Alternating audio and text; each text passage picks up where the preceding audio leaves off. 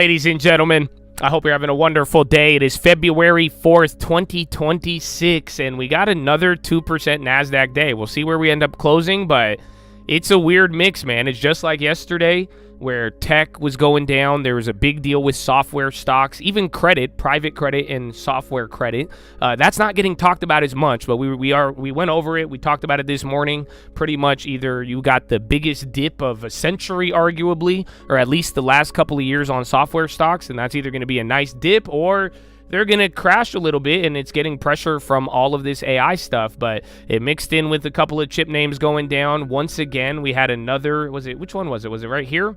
I think it was right here. We had another Iran headline about them backing out of the meeting. That caused a little bit of volatility, and now here we are.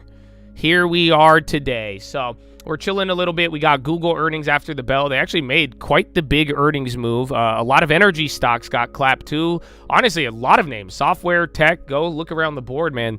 There's a lot of clapping. And then if you go look at even the staples, that has been the leader. Actually, let me remind you.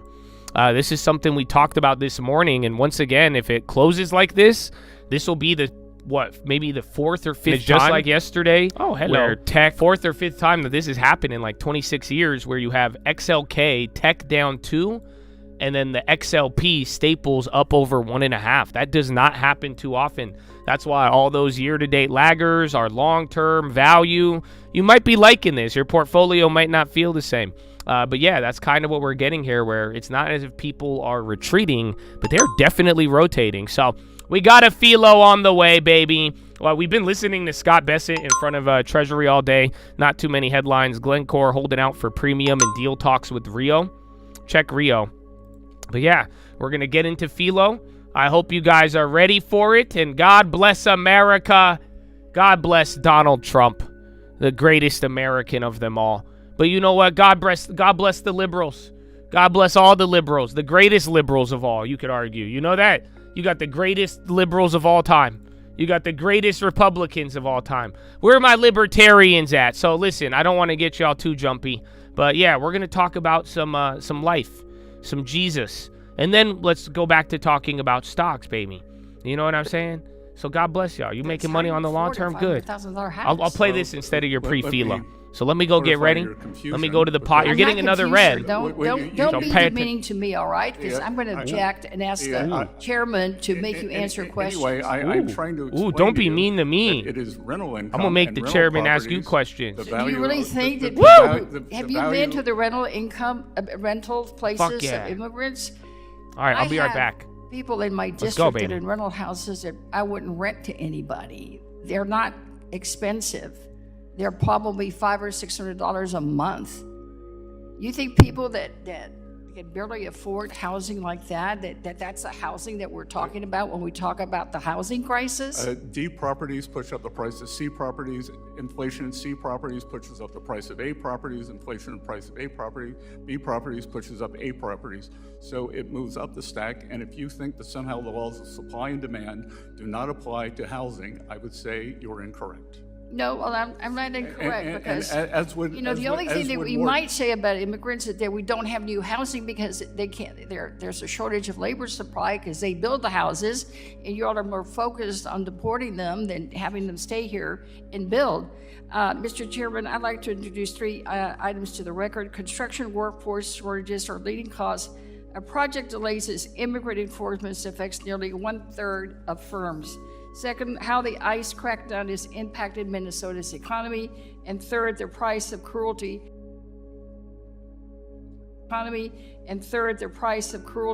How Trump's mass deportation agenda endangers all. Without objection, they'll be put in the record. Thank you.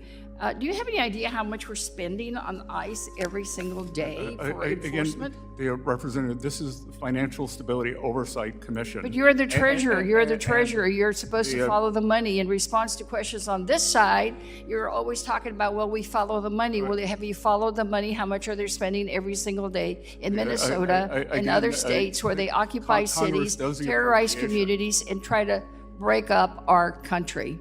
Again, President Trump has secured the border. He was elected on a mandate. Well, I disagree with you, and I think you disagree that he was elected? I think you're confused, but let me ask you about something else. Okay. Maybe you'll answer this one. You also recently announced the formation of FSOC Household Resilience Working Group that will focus on American households' financial condition. American households across the country, especially in my district, which is a working class district, Texas 29, have experienced firsthand the destabilizing effects of climate disasters. Property insurance or insurance companies are leaving Texas, California, Florida, and many other states because of growing climate risks. I myself have felt the impact. My constituents feel, Mr. Secretary, what, if anything, are y'all doing to address the risk to households of mortgages and other forms of credit becoming unavailable in certain regions of the country due to climate change? Again, Fuck yeah. Congresswoman, are you familiar with KLW 24? No. It was the base for everything that was done with climate and with all the proposed climate legislation, and it has been discredited. So everything that FSOC previously did, based on climate. All right.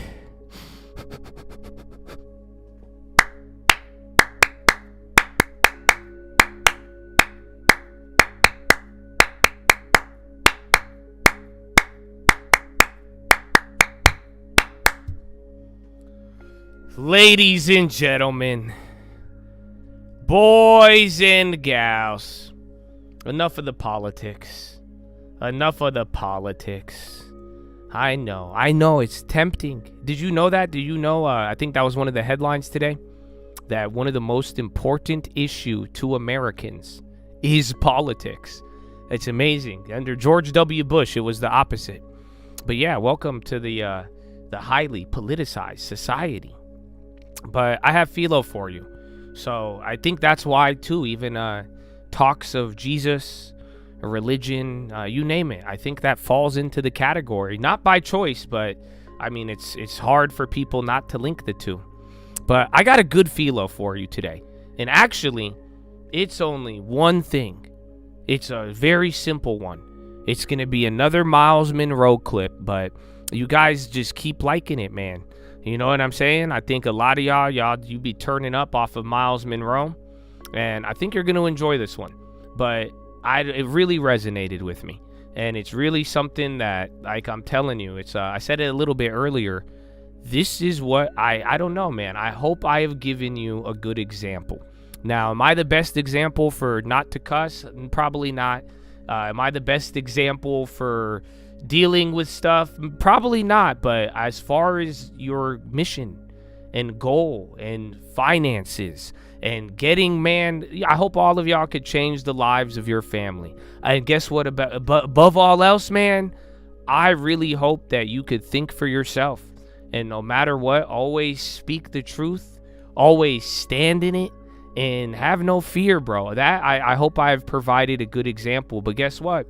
It has nothing to do with me, and I don't really matter, because what matters is that you actually get this into your belief, your conviction, and you actually show this up in a thing called attitude. So yeah, bro, I got a good one for you. And this is you don't need an intro, you don't need any of it. I'm telling you, bro, this is a very, very big one. And I pray for all of you that this is what it is, man. Because I think when it's all said and done, we, just like we have over the years, we're gonna look back at a lot of different moments.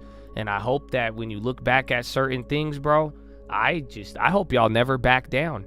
You know what I'm saying? And I hope you always think for yourself and think accurate, bro. Times change. You guys have watched a lot of times change throughout here. And that's what I'm saying, bro. There's just always. And guess what? God above all else, man. That's been something I think you have all heard from me for a really long time. But then again, this all depends on your attitude. So here is the clip, my friends. I hope you enjoy it.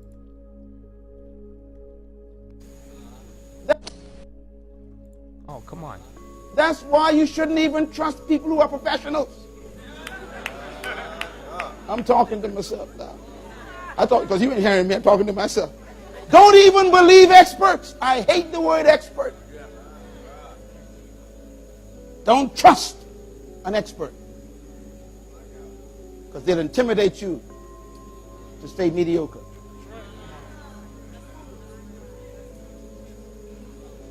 His brothers were expert soldiers. They got the training in the boot camp. They're the ones with all the badges and all the regalia. They're the ones that got all the stuff. Stand up for me a minute, stand up for me. See, turn around, turn around. See, they got everything on.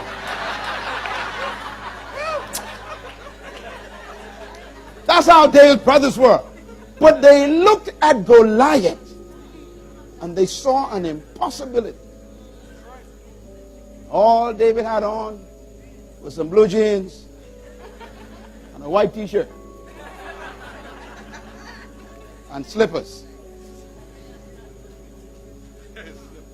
They looked at Goliath and they said, he's too big to fight. David looked at him and said, he's too big to miss.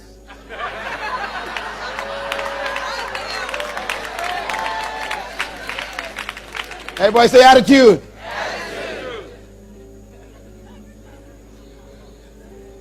What made David so confident as a teenage leader? Here's what made him confident. They said, how dare you believe that you can face him? You have no training, you have no armor, you have no expertise, you have no PhD in killing people. Oh, I'm talking some sense here now. See, everybody say attitude. And David had a serious attitude. Completely different. Now watch this. David said, here is where my attitude comes from. Behind the mountain, when a bear came to eat my sheep, I killed it. When a wolf came to eat my sheep, I tore it apart. When a lion came to eat my sheep, I killed it with my bare hands. It's a teenager, man. He said, and if God did that through me in the back of the mountain, I'm going to have the head of this guy. My point is this. His attitude was a product of his convictions. Behind the mountain, he believed in something the brothers never experienced.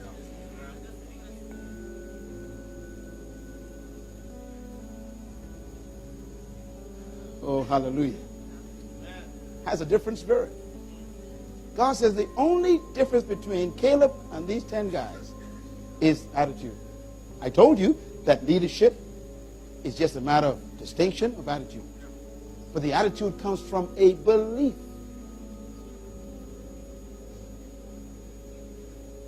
The spirit of leadership is the mindset or the attitude that makes the leaders different from the followers.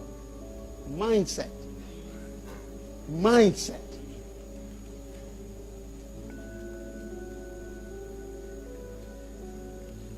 The oppressor has done a good job. By the way, the oppressor could be the educational system that educates you to get a job rather than own a business. Matter of fact, you go to college to get a career.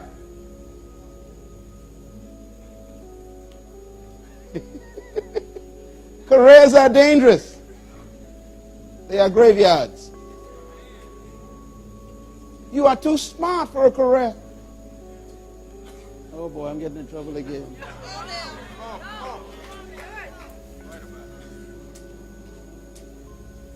You see, a career is something that you do to fit in to society. That's why most of the great leaders in the world dropped out of school. Bill Gates was a lousy student. Read his history. They actually sent him to the headmaster so many times, his mother was called in. And they called a psychologist to check him out. This is in his own book. And he was sent for psychological assessment for being a student that had an imbalance. Bill Gates. Why? The teachers couldn't handle him. Let me tell you something. Most of the time, it ain't you who's dumb, it's a teacher. Oh boy, there you go again.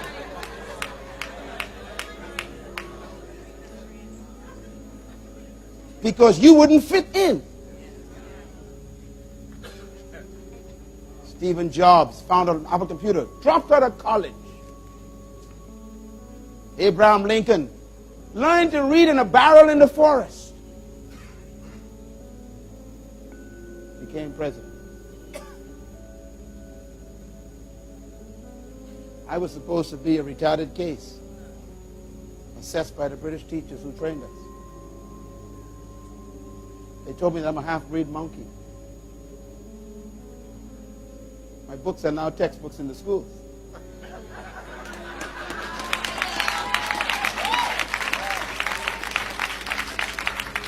In the same school where I was called a monkey.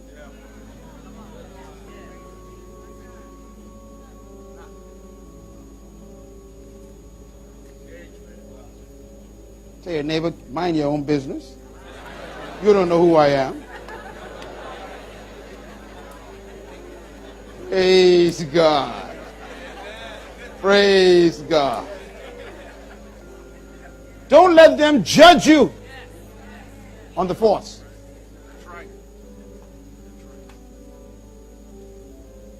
Don't let them judge you. They don't know you. You're too smart for their IQ test.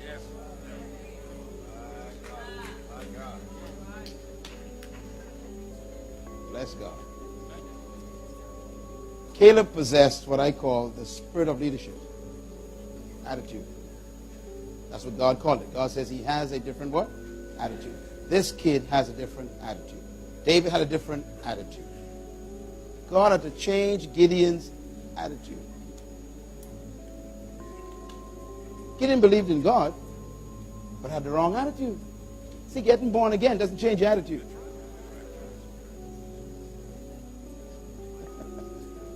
All right, let's go over some deep stuff here real quick before we quit. What is attitude? Oh, I got to write this down. Everybody write this down. Everyone write this down. This stuff you don't get in college. So you're getting it in the kingdom embassy here. What is attitude? First of all, attitude is the mindset or mental conditioning that determines our interpretation of and response to our environment. It's a long sentence, but it's very important. What is attitude? Attitude is our mindset that interprets our environment. You see the world through your attitude.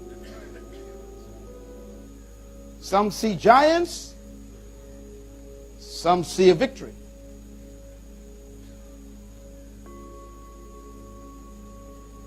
Number two, attitude is your way of thinking. Number three, attitude is a natural product of the integration of your self-worth, self-concept, self-esteem, and sense of value or significance. What I mean by that is your attitude is a product of how you see yourself, how much you believe you are worth, and how important you are to the world. Ladies and gentlemen, I wish I could put this in you, but I can't. You got to get it for yourself. Let me tell you something. You will never change your attitude until you get a revelation of how important you are to your generation.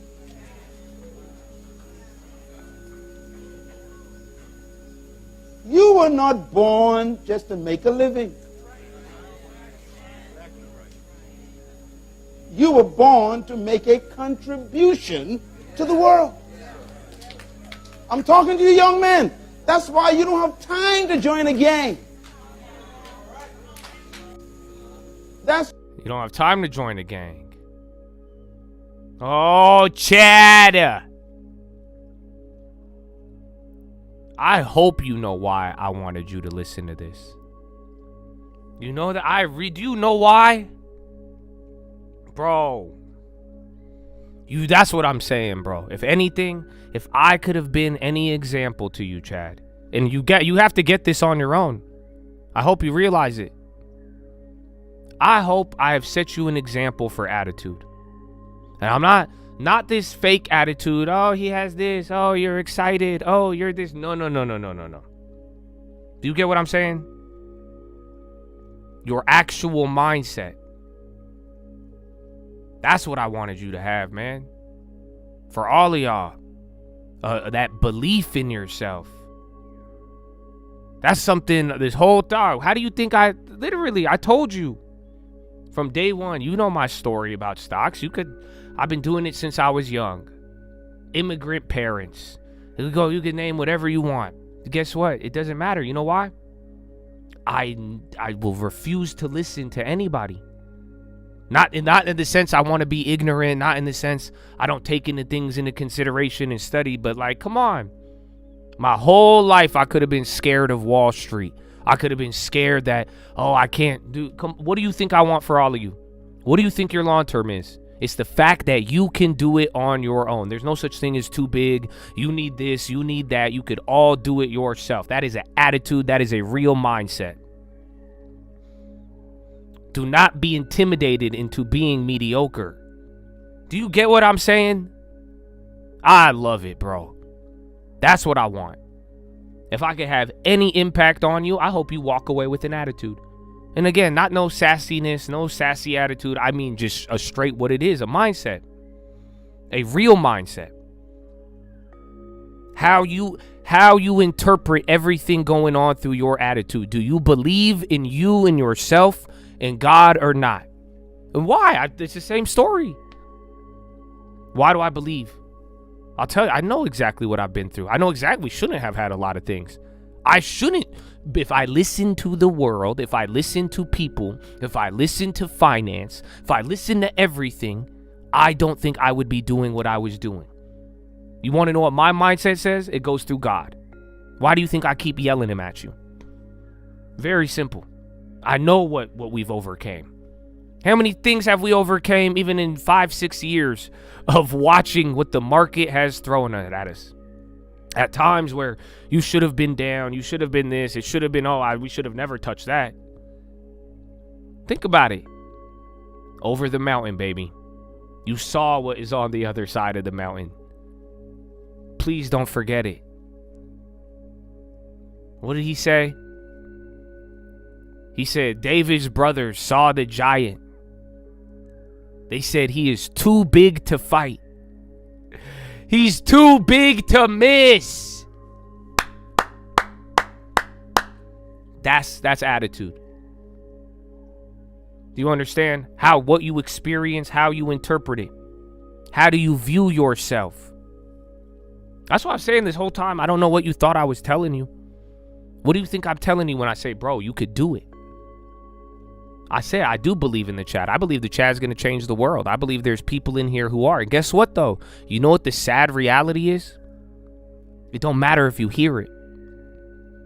It starts with hearing, but this is something that you are going to have to accept on your own. You are going to have to accept one day that you have it in you. You have the ability. Anything you don't have, you could learn, or God is going to give it to you. And that you could actually do it. Do you get what I'm saying? You need to believe in yourself. You need to believe in your self-worth. You need to have this confidence. Chad, I'm a big fan. That's your attitude is this is your mindset. What did you think though? You think 10% was my mindset? No, my mindset is that we can accomplish it. My mindset is that it is possible. My mind says I do not care what the hell is in front of me. I hope you feel the same. It doesn't matter what the economy does or doesn't do. It does not matter what these politicians do or don't do. It does not matter where you came from, who you are or not.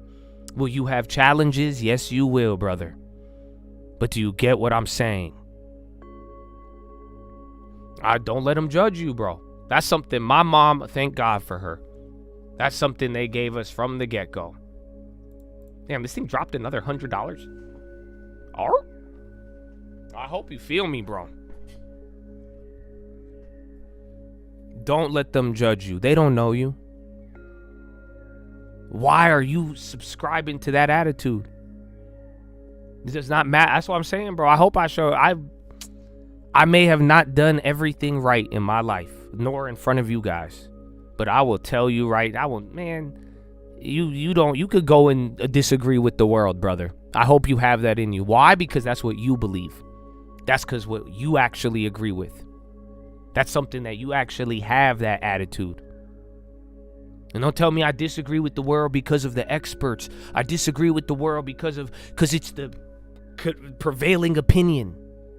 No, go against it. Again, that not everyone's going to have that. Can everybody get that? You can, but this is your mindset, for real. It determines your interpretation and response to your environment. That's your attitude. You see the world through your attitude. So I said, man, there's a reason why I am very grateful for my relationship with God. I don't know what my attitude would be. You know why? Because what do you think? Why do you think I have this attitude? It comes from God. You know why? I believe what that book says. Imagine, I believe that Sky Daddy is on my side. I believe he's on your side. Do you actually believe that? That's why it don't matter if it go fast, it goes slow. It don't matter if it works, all things work, bro. Any weapon formed against me shall not prosper. I believe that. That's my attitude. All things are going to work for those who love the Lord. I believe that. Again, you have to believe that, and you have to believe in your own self-worth, your value. Do you believe you're important to this world?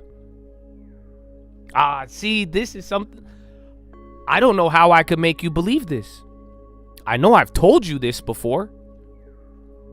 But that, again, depending on your attitude, think about that phrase. You are important to this world. How many of you hear that and scoff at it? How many of you hear that and then then the Goliath show up? And you hear it, then you start looking back in the past. No, do you see what I'm saying? I pray one day you hear that and you actually believe it. Because that right there, that's the day your attitude comes to life. That's the day that you start interpreting this whole world and this reality a little bit differently.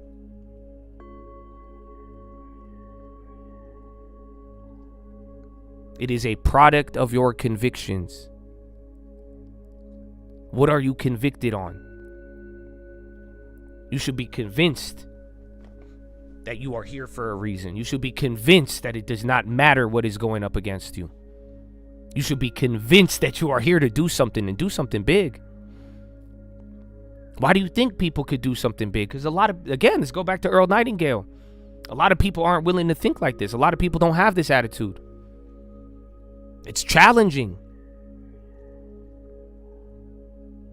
So Chad, God bless you all, bro. You are important to this world. I cannot make you believe that. That is a full attitude problem or an attitude solution. You are the expert. You can learn whatever you want. You can achieve whatever you want. You are not too small. There is nobody controlling your life outside. There's nobody who could control anything. I don't care about the government. I don't care about the people in the files. I don't care about how much money they got. Do you understand? I hope you do. Right? Jesus. That's why I've been saying that the whole time. That's what I care. That's my attitude. What is behind the mountain? You have seen way too much in your life. And guess what? The moment you start adopting this, you will see it. But again, why did you get up this far? Why did you get to this point where you are hearing this? Think about it. Why are you in the market? So, bro, I love this. And that's what I'm saying, man. Attitude. Not sassy attitude. Nah, I got an attitude. And again, sometimes I have a negative attitude sometimes. I won't deny it. I would argue I got an attitude. I could squabble a little bit. But above all else, what do you believe about yourself? What do you believe about your environment and what is against you? You need to start having the attitude that you determine it. I really hope you get this. Because the day you do, bro, this is going to be, that's a scary day. Like I've always told some of y'all, it's a scary time. Some of y'all, if you really actually believe it, even at your lowest point, some of the people at the lowest, that's a scary place to be. You have nothing to lose. That's why I'm grateful for everything I've had, good and bad, happen to me. Especially the bad, because I've had that realization at times. My guy, you've lost everything. Well, okay, what are you gonna do to me? I've lost a lot of things. What do I have to lose? You are more of a threat than you think to these giants, to these Goliaths. Again, like I'm saying, I know this is a hard pill to swallow because this is all attitude. I know we live in the craziest timeline, the craziest world. What do you mean? Like, what do you mean I could control these things? Look at it. Do you know how the Federal Reserve works? I do, actually. I know so much. My attitude should put me in a box. I should say, no, we can't do this. We can't do that. I should have a lawyer mind. Well, that's this. You can't do that. You can't do this. You could do anything you want. I mean, if God wills it, baby. If God wills it. That's what it all comes down to.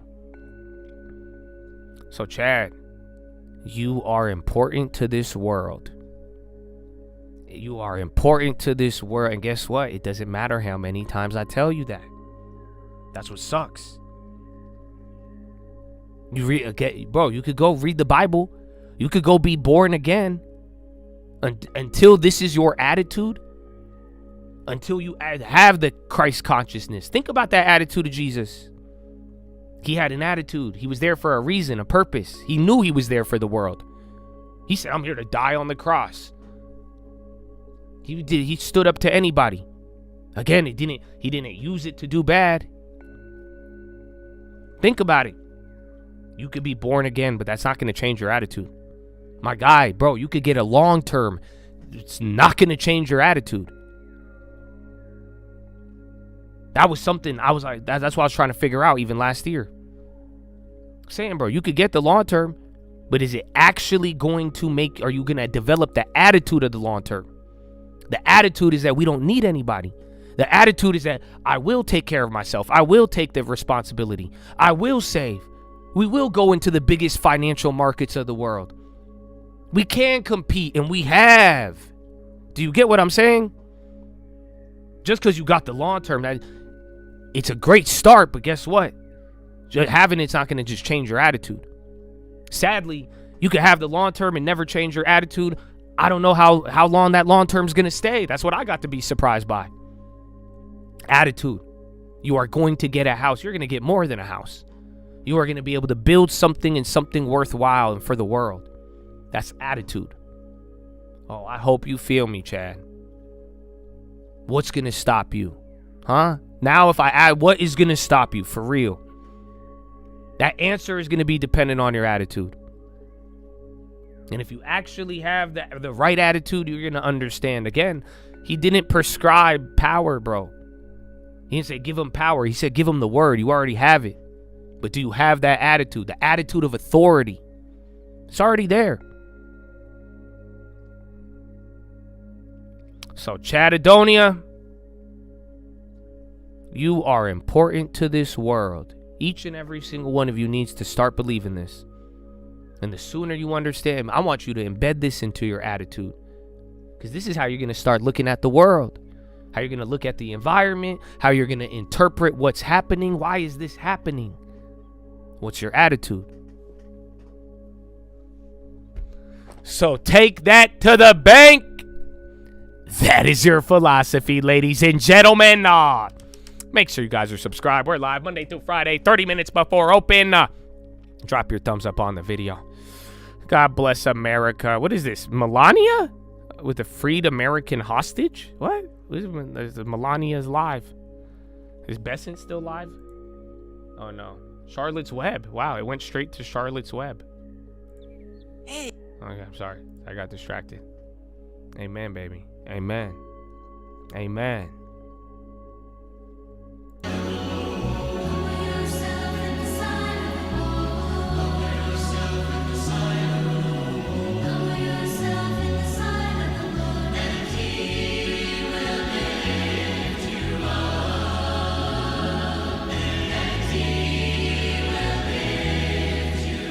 Baby.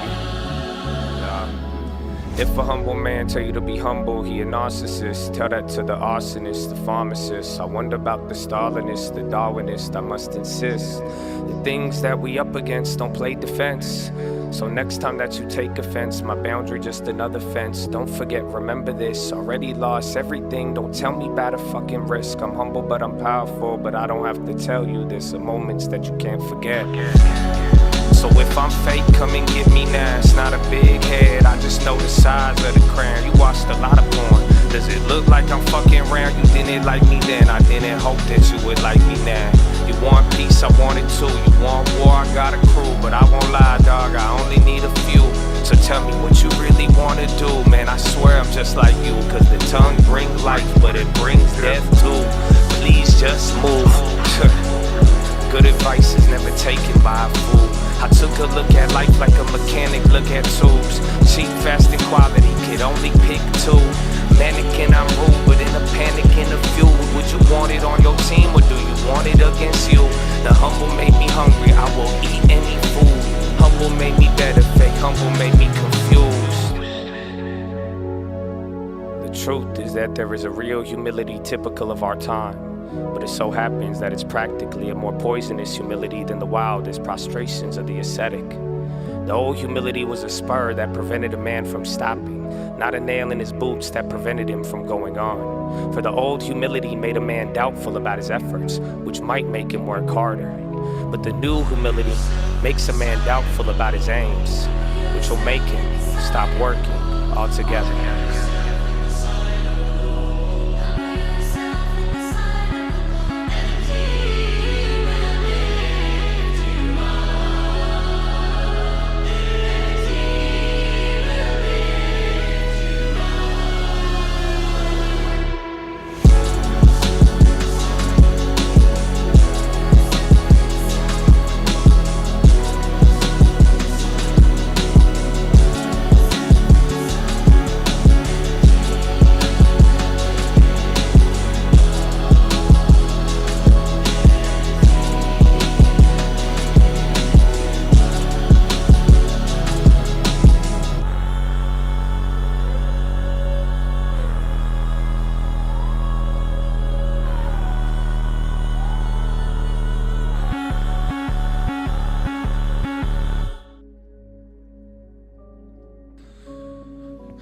All right, baby, every hour, you know what to do. You ready? It's a call, baby. Lucas. They ain't do they push-ups, they just later ran. Started at 1 unit, now on the 10. I think you could do it, tell me how that sound. They said I was stupid, you should ask him now. Tell me what you had, now what you don't. Don't be getting mad, get some hope. I don't want a bag, I want a boat. I don't want it fast, I want it slow. Know exactly how the money grows. Cup is overflown, not withdrawn. Don't condone the bitch and moan. There's a bigger goal. Gotta get more homes for my bros and my moms and my motherfucking coat. Hope you watch the plan unfold. Yeah, I'm not seen but unforgettable. You got dreams, don't tell me, go and get it, bro. They got some nice things, that don't mean they always credible. Don't do the nice scene, that ain't me, I had to let it go. So, tell me what you holding on. I hold batons, I pass it on. You sprinting this a marathon, I'm Farrakhan. Only if we talking million men that march. I start computer screens, I made $1 million looking at some charts. Yeah, Easy said, but it's hardly done. No need your bread, but I tell you when them shots gon' run, I'm poppin', son. But I don't do this to be popular, I just prefer the hottest car. The crib is on the toppest floor, collect the rent, I am landlord. I make a check when I get bored. Love what I do, my job is fun. I read the news and smoke a blunt, I'm woke as fuck. That don't mean I never been asleep. Be careful of the friends you meet, the different types of foods you eat. I use this fucking beat to preach, but they don't value us for free. My life is good, my God is great, so what's that even mean to me? Put that shit right in the door, but they won't even turn the key. So if you good, I'm good, let's get this bread, you know I'm trying to eat. Beast, turn that mode on every time I wake. Validate myself, don't matter, pay you what they say, I know I'm great. So I just thank them every time they hate. Hits I'll find my God divine, get 10 for what they try to take. Are we ending the day? Oh, Chatadonia. What's up, man? You got an attitude or what? You got an attitude or what? What a day. It's chiller than yesterday, even though we hit the same 2.5. But yesterday was just straight down. You had little like stops and goes. But we're back. Oh, I don't know. Do you guys want to hear Melania? Donald! Crush them, Donald! Oh, I think they ended the Melania. Melania, don't listen to Philo? Alright, man. Artemis 2 countdown? I thought they delayed that. Yeah, 30 hours, bro. I'm not down.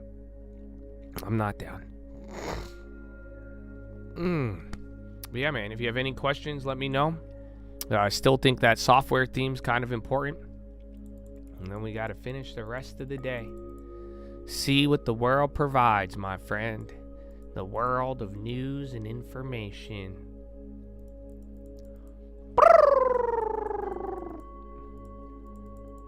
Yeah, the last one was push-ups. That song is from like 2018, 2019. It's old, bro. Yeah, it's almost 10 years old. Yeah, we've been through 2 presidents almost. 3 presidents. Get ready for it, huh? Yeah, Bob and Weave. Robin Hood. I don't know it's priced in. You gotta go watch the video. Price it in. Oh, shit. If they report this week, it's pricing in $4, $5. Which is just under 10%. It's crazy, though. I don't know. Like I was saying earlier, is Robin Hood considered software? But yeah, like there's been a lot of growth names that got fucking murked. Excuse my language, but it is. I think it's appropriate considering how bad they've been. Again, these were same stocks that they really, really got active last year. Some more than others. New stuff, no English, sir. Sorry. Soon, baby. Soon. It's already February, though. February 2026. Bro. Dude, this won't go away. You know that? So I got sick, 2 weeks ago? It lasted for 4 or 5 days. And then I felt better. But, dude, I cough. I have, a dry cough. And I'll, spit out mucus. But it's not, even, green mucus. It's just a cough, bro. The song before that one was Heroes by Uncle Answer. Humble yourself in the... Or no. Humble by Uncle Answer. Sorry. I'm silly. I swear it's been a month. No, dude. It's been I guess this is week 3. The first... Dude, that 2 weeks ago I was dying. I was dead. But then now it's just this cough thing. And then I wake up and I have a really deep voice. Even at nighttime. Right before I go to bed, I'm like, hello. My chest. And I'm like, hey, what's up? I don't know. Maybe I got the Nepal. What's it called? The Nipah virus? Everyone's talked about that, but I haven't encountered it. I hope not. Shopify, I think, is part of the software shit. Even, some of the travel names got clapped too, but pretty much the idea, think about the plugins. So that Anthropic, plugin for all of these, different works, it just, it's pretty much giving people the ability to either have tools or recreate tools that they would pay for in software. So what some people are even thinking is what happens when that starts to hit a consumer level. Let me put it this way. What if there was an AI plugin that could easily be installed and then tells you where the cheapest item is? Or I know they have stuff like that now, but what if it gets better? What if you put in an easy plugin and you went on Amazon and it was telling you exactly where the Amazon seller was selling it from? Shit like that. So, yeah, man, it's an interesting one. No vaping. I don't vape, dog. I'm good. That's why I don't even remember the last time I had a cough like this. Allergies, it might be. I felt better, and then I worked out, and I feel like I got stressed. Like right when I was feeling better, I played a game of ball, and I lifted, and then 2 days later, this cough came. This tightness. Chest tightness. You had the same problem for this season? Any doctors in the chat?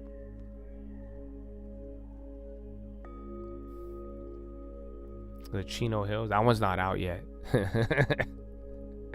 Keep shooting like I'm born in Chino Hills.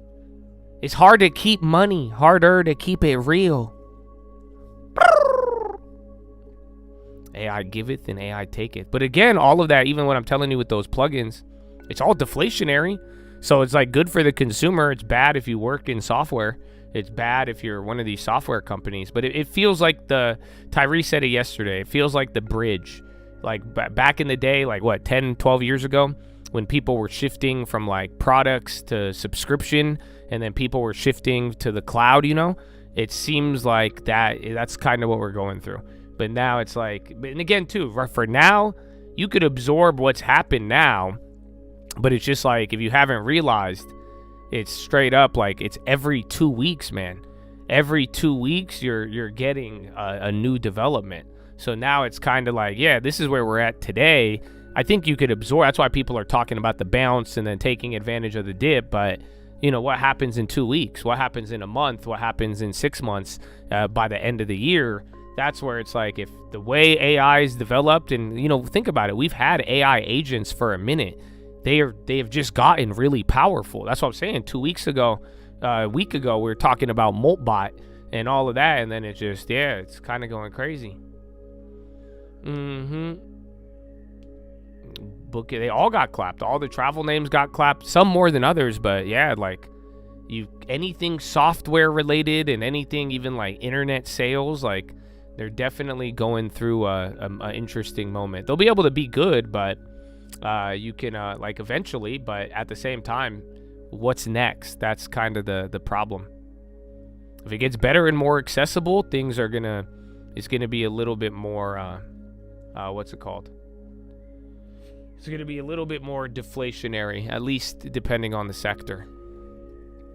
Humble yourself in the sight of the Lord. 10%. I saw it's all going to be on the next one, unfortunately. I just keep playing them for y'all. Eat more garlic? I have a garlic pill. I take like a lysine with garlic, but does that count? You have the same issues too? What is this? Dog, I'm telling you, dude, I was bumping last year. All last year, I didn't get sick once. Even like halfway before that, bro, I was running it. Even then, like, I don't even feel terrible. I just have like an annoying cough, and then I'll randomly just like, so yeah. You have to get a nebulizer? What's that?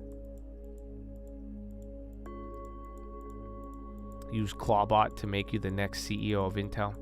I think I did good at Intel though. I already, I left my mark on the company. I think we inspired people to realize the value, and I'm glad they did. And we all got the benefit off of it. I mean, depending on how you played it. Staples did good, bro. Staples did very good. Supreme Court allows new California voting map for midterms. Nice. Good job, Gavin. Way to go out like that, Gavin.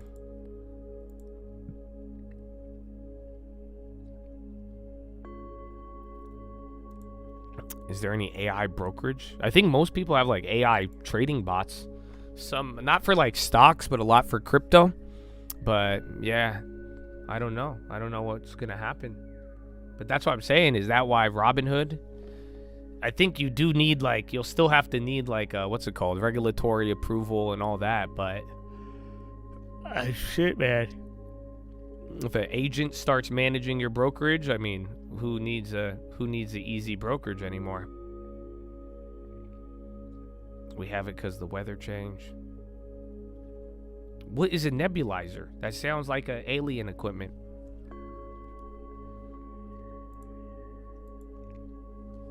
I like Airbnb broadly speaking, but with all this going on, I mean, eventually, like, once we get a better handle on this, all these growth names, we'll be buying growth once they just fucking bottom out. But for now, I mean, I just ride in the value. We're going to build up a little cash. I already have some. I would have got... It sucks Kimberly kind of already took off, but yeah, essentially, once we get to, like... Remember, there's a long way to go on some of these. So, like, I like Airbnb at a much lower price. A lot of these names, that's what I'm saying. There's good names, but they're still kind of up there. So, with all these risks and everything going on, I'm going to wait before we do it. But eventually, it's going to be like that. It's eventually going to be where I'm sure some of these high flyers, you're going to be able to get them at really good discounts. So, that is what I'm looking for. That is what I'm looking for. Not but just a cough and snot. That's how I didn't have the cough at first. I kind of did, but like 2 weeks ago, it was terrible. Like, you guys heard it. I was just dying, bro. It was so hard. Dude, it was even hard to wake up. I've never had an issue waking up. And I would wake up just dead, bro. And then it would be heavy, but I just wake up with a cough today, every day. Lasts like 4 days. Iranian sources will not allow demands to be raised outside the framework of the dossier and negotiations with the U.S. It nebulates? What? What is a nebulizer? Oh, I think I have, like, I thought that's like a steamer that turns liquid medication into a fine mist that you can inhale. I have like a face steamer. Yeah. I know what a nebulizer is. That sounds so cool though. They make it sound way cooler.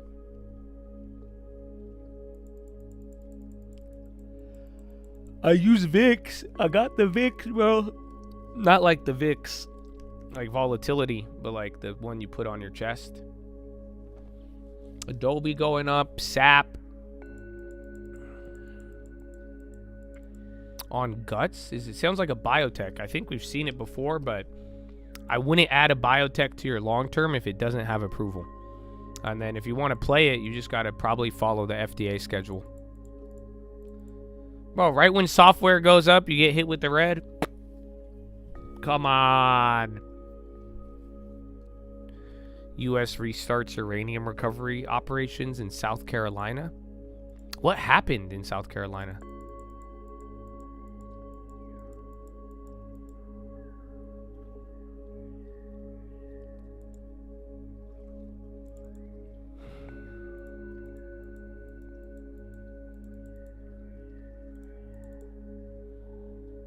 Its IGVs is still break even.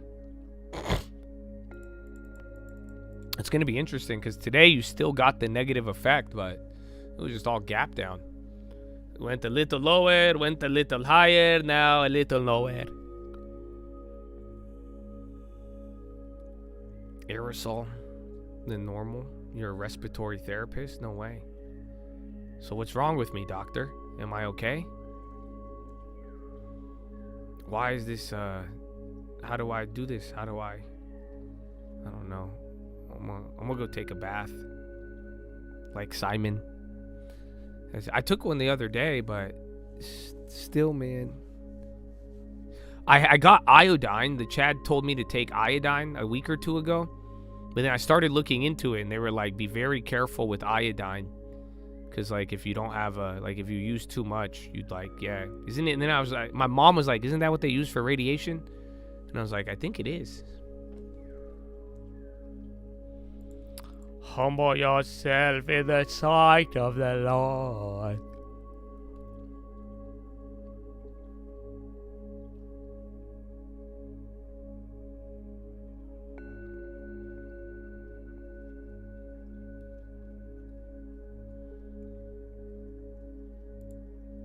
I saw the Ukraine comment.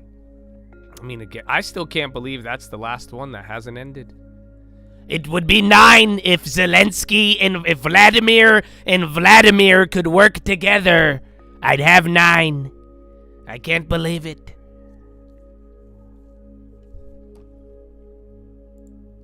Felt like a fighter pilot every time. I feel that's what it looks like. I think I have one. I think I got one of them from Amazon years ago. I think I have it somewhere, but I think it just spits out vapor. But I think I need to clean it. I feel like it's probably moldy now. Kind of scared. Could I stream with it if I was like, hello? Do you think it'd be possible? Oh, the banks are on the low now?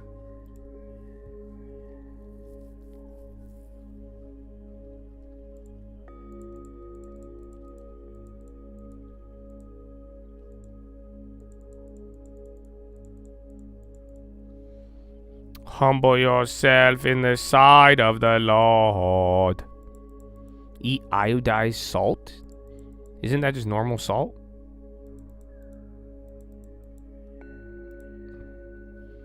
EFX, ESOC files subpoena enforcement against Nike. That was that other one. And Capri running up?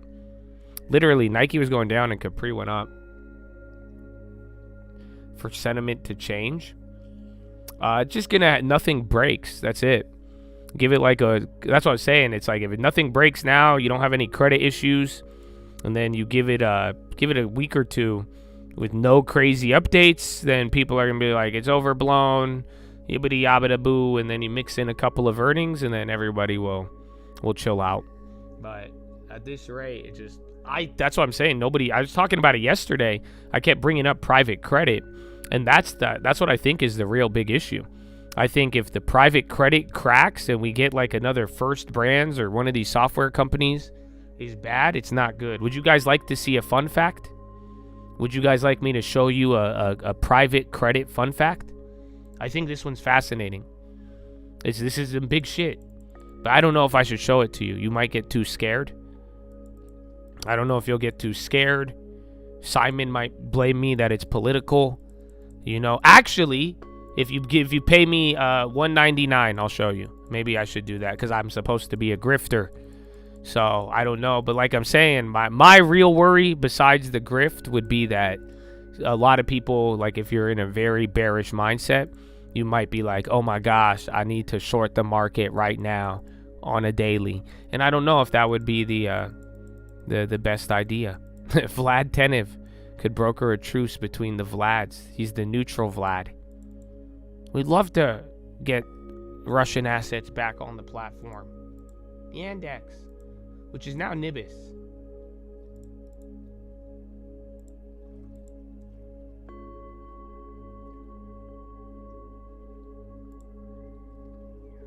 What is that? That's the Nike racism. You keep iodine for children in case of a nuclear fallout. That's smart. You pay me $1.99. It was already on the watch list, brother. You already on the locked in. Come on, bro. Trump says not much doubt that interest rates will be lowered. And then oil's ripping again. Hot dog. Actually, it printed way higher. It just hasn't loaded.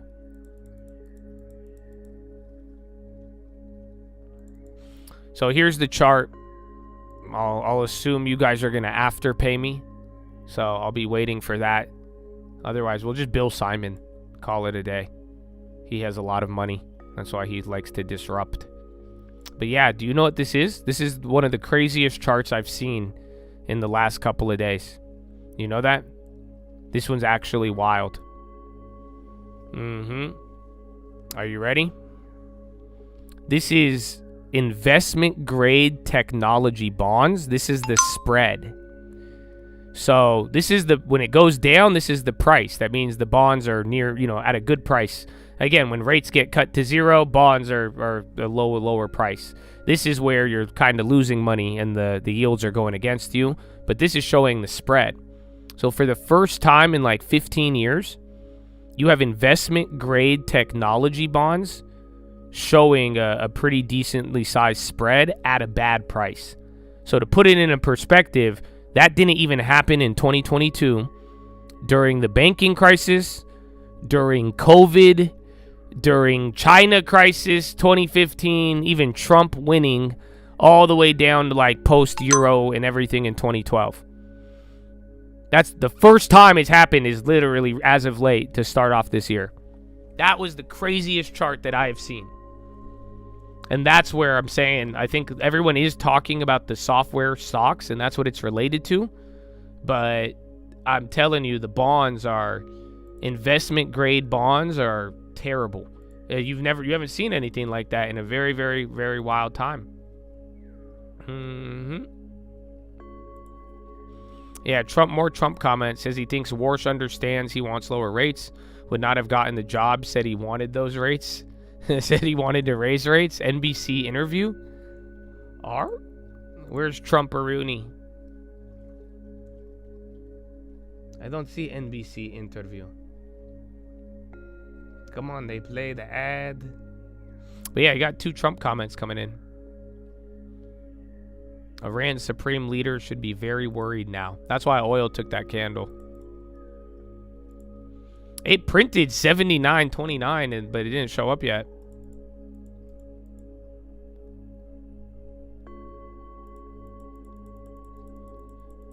It could be, I think Oracle is affecting the IG swaps or the bond spreads, but even then, after there's a big portion of like literally these software companies that have raised debt, their bonds are getting clapped, and then there's a wide spread. They're illiquid. You guys may have heard it a couple days ago. People are like, treasuries have the highest spread or the lowest spread. It's like, that's not a bad thing. That means they're very liquid. But essentially, that's showing that people have these bonds and the spreads are wide, and they're at a worse price. So you can't even get out of them, and even if you wanted to, you're even just losing money on the spread. But that's a very bad sign for credit. And that's what I'm saying here. It's like everyone's talking about the software stocks, and obviously if the stocks were doing better, the bonds would be doing better. But it does seem like the problem is in the private credit. Now, granted, technology is bigger, but software credit is it's like about 16 to 20% of a lot of people's bond portfolios. So it would have an effect, but it's not like it's break the whole system type beat. No, the investors who bought are losing money. So if you bought a bunch of technology or software bonds, essentially, they're getting blown out. So you're getting a worse price for them now. So let's say you bought software bonds at 5-6%. They're probably going for 9% now. You're losing money on the face value. And then even if you wanted to sell out, there was a very wide spread between the bid and the ask because they're illiquid and nobody wants to buy them. So the people selling them are selling them at a worse price than what you invested in. And then the people buying are even offering less. So again, it's a very bad sign when you have wide bond spreads. It pretty much means illiquidity.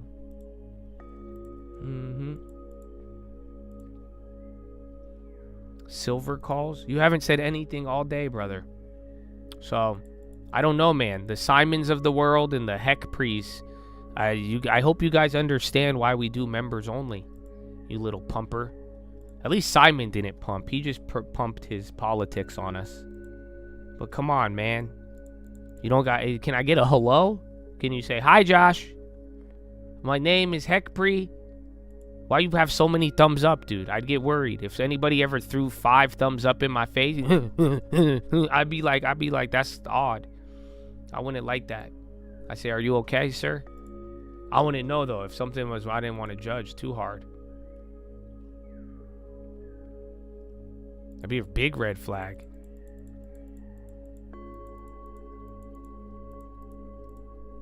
Thermo Fisher.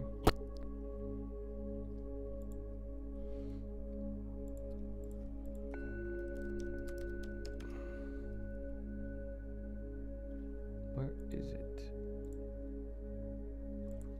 In and around the Guthrie home over the past several weeks, the Nancy Guthrie home, and that's just part of the investigation.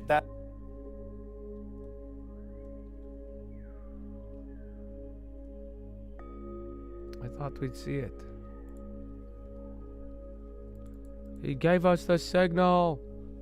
I'm surprised that Google dropped so much pre-earnings. I think that's the crazier part. It usually doesn't.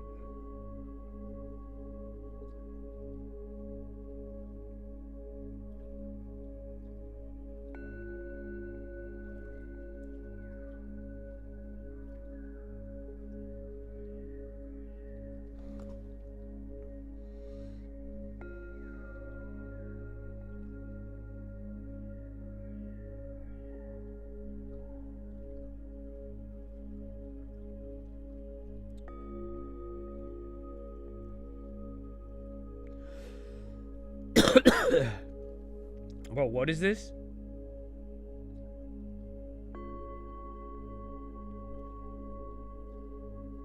Oh.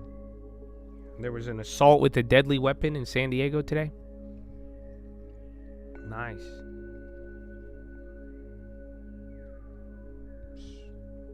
My girlfriend just sent me a picture of downtown. It's bloody. It's kind of scary.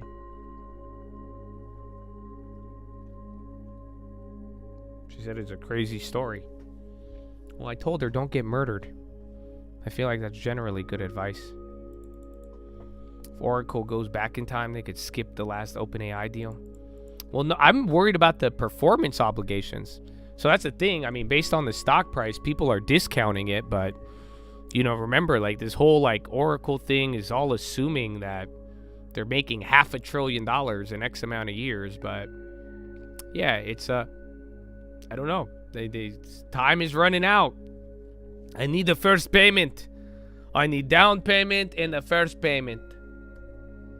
NVO. It is very tempting. I mean, again, I think a lot of people really remember last time it was at 45, bro. A lot of people wanted it. Then it started off the year up like 50%. So it's a compelling price. I would let the dust settle for a little bit, but I think you could be patient. Again, right now, there is dips in growth stocks. So if you need growth, you could go find a bunch of them.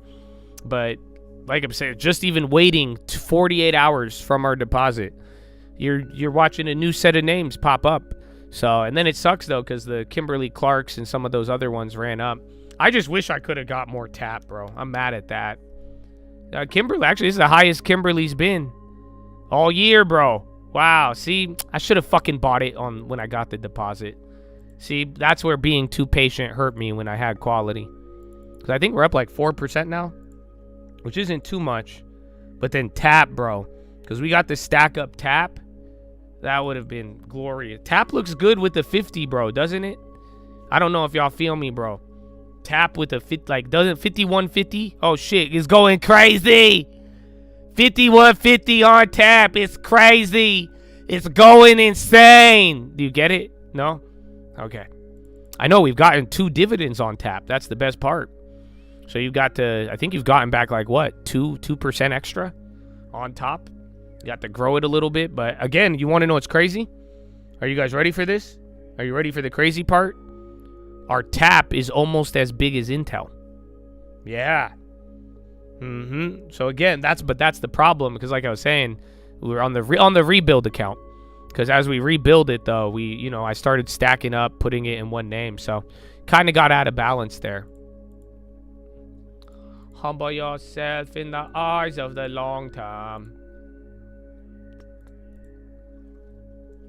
Yeah, tap, it's in the middle here though. So not too bad. Not too bad. But I would have liked more. Anthropic is its own company. But yeah, you get it. I'm holding Humana. Yeah, I've held it for like a year or 2. I haven't added to it though, after that first blowout purchase. But I have an eye on healthcare. It's good value. That's kind of going to be your life jacket. So like if you miss every single value play in the next year, you're probably going to be able to scoop up healthcare. So that's kind, and then again, or we're going to get some really good growth names for cheap, which I'm not, again, after seeing some of these dumps, some are going to bounce, but like, dude, just give me a list. Bro, there's so many names that have just plummeted to start off this year. That's why I don't like those growth stocks when you buy them high. I mean, again, I know a lot of people wanted Robinhood last year, and if you got them early enough, you're still up on them, but it's just like, I don't like that shit. You guys get what I'm saying? Like, I'm not a fan of, like, you buy that and then it fucking just dumps. What else has dropped aggressively? Even Palant, Adabe, that's the first one I was considering, but yeah, they're all starting to make their move though. That's why I was like, it started, Adobe was already down, now the other one started getting clapped. Tapagra. I like Tap. MSTR, that one doesn't count. That's just PayPal, that's another one too. But the ones that were like really popular, like Netflix even, So again, remember, that one doesn't even look as bad, but that's still 15%, 10%. But like, there's some names like Hood. A lot of people were getting really juiced up on Hood last year because again, it moved up a lot. Like I'm saying, if you bought it on Liberation Day, you're still up a decent amount, but just as quickly, bro. That's a very big loss. Here, we could just go through the list. Now that I think about it, so the same year-to-date shit that we've been doing. Humble yourself in the sight of the Lord.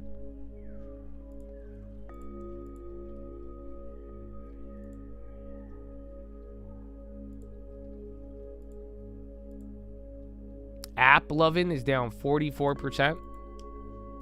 That's crazy. So yeah, see? That's one. What else? Here, I'll put it on my other one. IT. Jeez. Yeah, Gartner, Intuit. And these ones aren't even bad. Then Constellation, that's just energy. But that's what I'm saying. It'll eventually like chill and like level out, but that's why it's like this is a 1-year chart. Some of them are getting back to the good prices, but they're still kind of juiced up there. But like I'm saying, there's some great coin, bro. Damn. So I'm glad, bro. Think about it. All the growth that we sold in our long term to get the crib, that actually, I think we did it pretty good. Now, looking back, I got to maximize that down payment. Axon. Yeah, these are all, again, I like CRM even last year, and that took another 20%. Yeah, Roblo. That was the other one. Roblo was at 140. That came back down to 60. Reddit even. Reddit's still kind of holding up pretty good. Palantir, Workday, Adobe, BSX even dropped today. Yeah, man, bro, a lot of these got crazy. No, I'm just going through the biggest laggers on the S&P. So this isn't just exclusively software. But like you'll notice, I'd say probably 200 names on the SPY that are down. These are all growth names. So, bro, any of those year-to-date laggers, you're not going to find them at the fucking low this year. That's crazy, considering some of these names have moved 30, 40% to start off the year. Anything on that year-to-date lagger list, if it paid a dividend and it had like a stable financial situation, that shit ripped. So it's like a lot of the names right now are the names that they make a lot of money, some of them, but they're all like growth names. So like that's where I'm saying, this is exactly what I wanted. This is exactly what we were playing for. You get what I'm saying? Worst case, if growth kept ripping, you would have been sad you weren't getting 50% on your growth, but you would have still gotten a pretty solid, dividend plus, stability. That's what I was saying even in the video with Kimberly. We want stability. And the best part is if there was risk off or anything else, that stability would turn into growth if you get a little bit of risk off. So yeah, AMD's still up though. If you look comparatively, AMD's not even that bad. Again, UNH even took a little bit of a shittening. I'm going through Microsoft even down, Netflix, VeriSign, Abbott, CrowdStrike, Synopsys. I think cybersecurity plays an interesting role. So yeah, that's the game plan. Give it time to grow. We'll see what right now there'll be overshoots and undershoots. If value keeps running how it is, you're probably not going to buy any more value. But then, like I told you this in advance, if we're not buying value, that means it's going to be a great time to buy growth. Yeah, Kimberly's why the fuck is Kimberly popping? Is it because you guys know I didn't put my other deposit? This is bullshit. This is bullshit. Well, hey, bro. We might have bottom ticked that one. That was the last one. Because, again, dude, Kleenex and diapers, bro. You can't fucking AI plug in that bitch. That's what I'm talking about.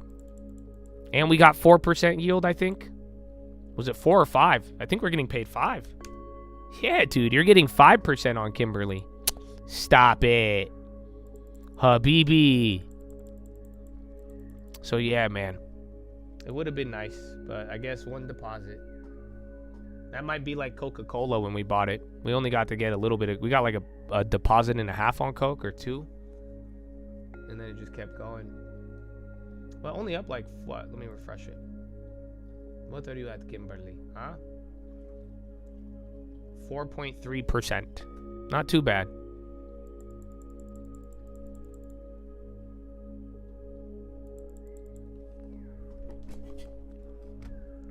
Cyber should be a little less safe. It's a weird double-edged sword. Cyber has like it's software, but then like an AI could hurt it, but then we also need it.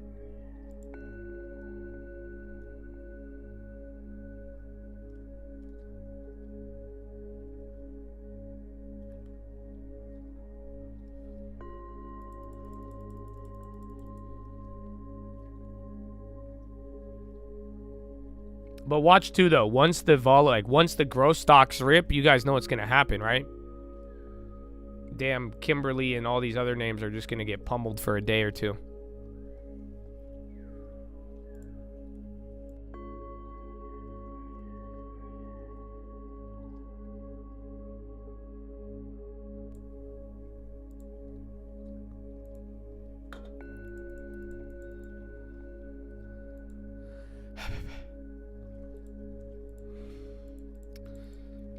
I was about to seize. I have not bought any. My last purchase was Kimberly. I was talking about it a lot, though, I hope. It's a 5% higher now, though, so. I don't know. It's not up that much. I'm kind of tempted to buy more of it, but like I'm saying, just given, it sucks because, like, if they keep taking, Staples have already done a lot, though. They're at 52-week highs. But it's just like, you know, we'll see. I'll give it time. My plan was be patient a little bit this month because there was things moving around and developing. So it sucks because the name I would have wanted kind of got away, but now, I mean, shit, you could go pick up any fucking tech stock 20% off from 2 days ago. So I'm kind of down. Remember, I was just telling you guys, I was like, I kind of want one of these overpriced stocks. I was saying they're finally getting cheaper. You're getting big discounts. So if it's either going to get worse or it'll stabilize, and then we'll see where we go from there.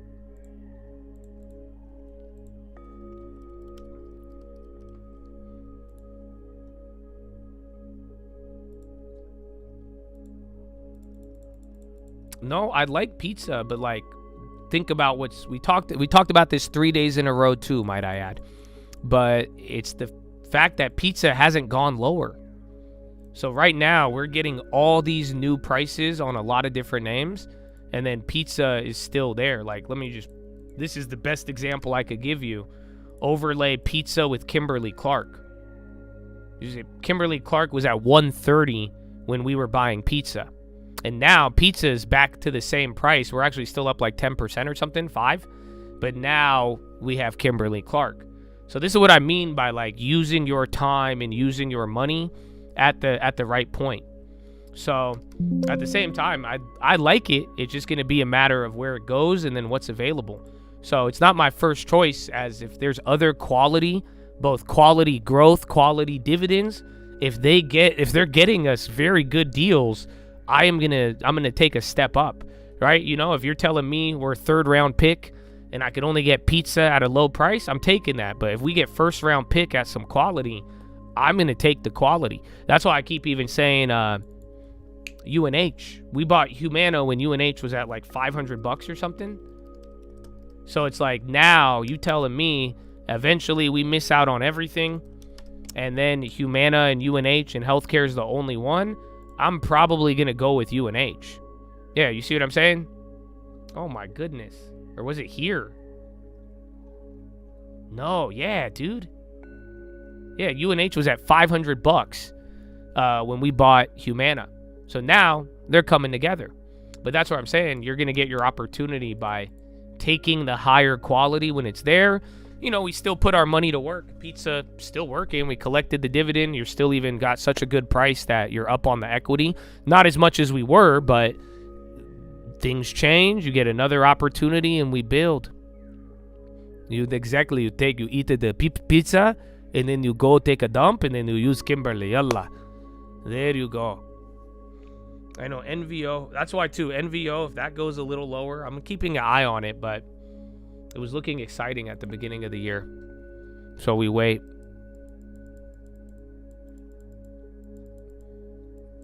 you're going to do that with Hood, IBKR, and Coin.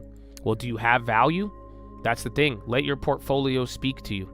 And then, too, just the most of the problem is people go too early or they pay higher prices. And that's why I'm saying, though, like for the last couple of years, do you guys understand why I don't give a fuck if I miss out? And some plays have gone down, but it's like, if we could be really defensive and get the right price and make the money on the buy, it fucking hooks you up, dude. That's why I don't like you guys buying plays that I'm up on, especially when I've been screaming about them for either months or years or days. And it's just like, dude, I'm telling you, if you secure it at a good price, you're going to love this game. But then again, you don't want to be 15% down on everything just because you were impatient, essentially, or just because you're like, okay, I'm going to get it now.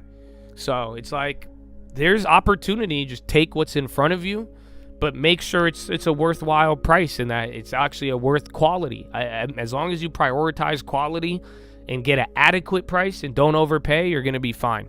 But again, some of these other ones, like, not everything's really a good price, and it may seem like quality, but you got to really judge that on kind of a scale of longevity, not necessarily like hype and emotions.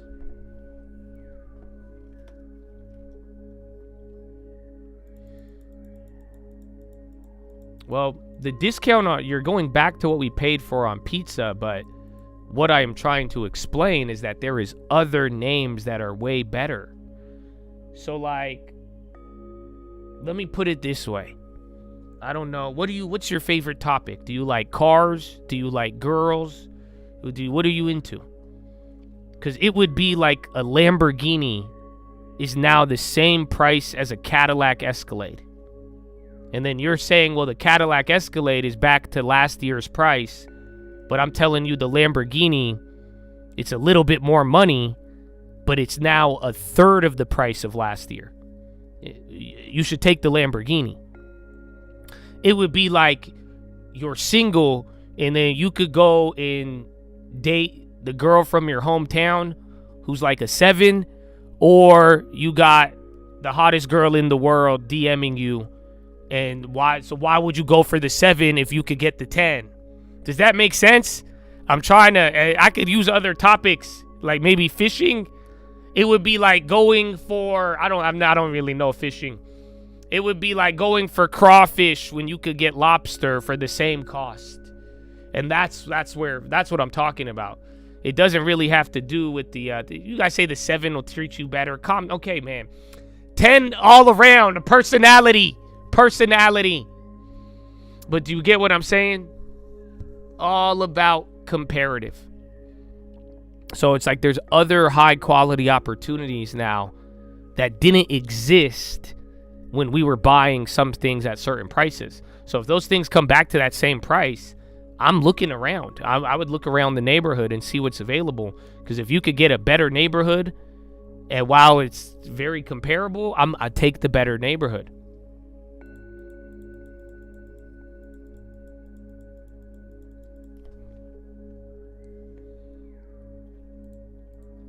Tell you, that's the best way, bro. That's the best way.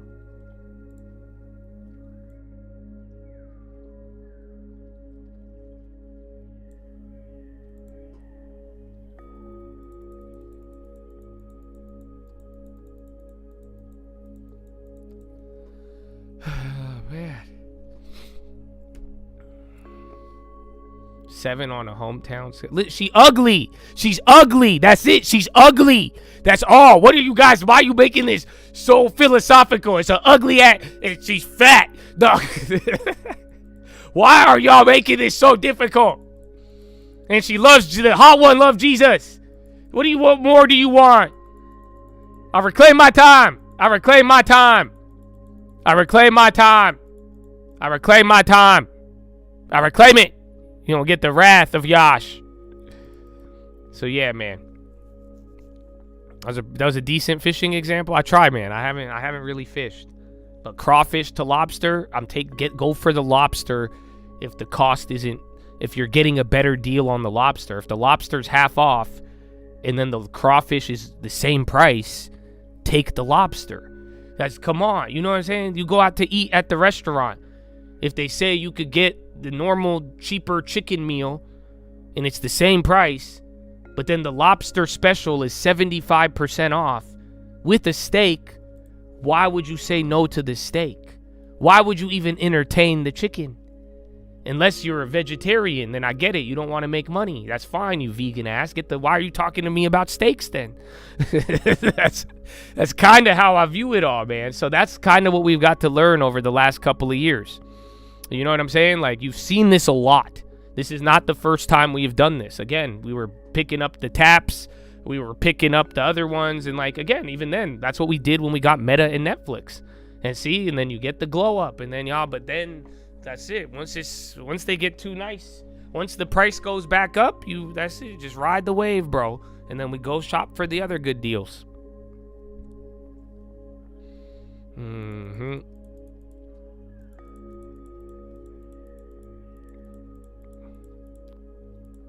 A wide open layup or a contested three. Man.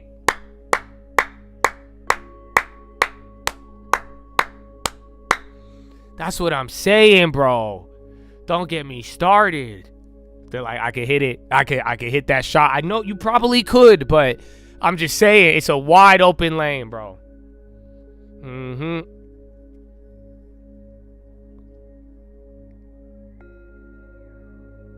Yeah, bro, that's how you do it. So that's what we're going through now. You're getting now, and now the other shit is going up. So now you're again, bro, I was yelling at people last year. Don't make me play the videos. Dude, end of last year, I wouldn't shut up about year-to-date laggers. You don't remember before Christmas? I was even yelling at the people who had 50, 80% cash. I was like, what are you doing? And literally, it's just like, bro, now those are more expensive.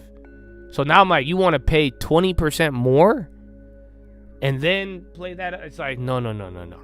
But take advantage of the good deals when they're there, because that's what I was saying, bro. It's like they're not going to stay there forever.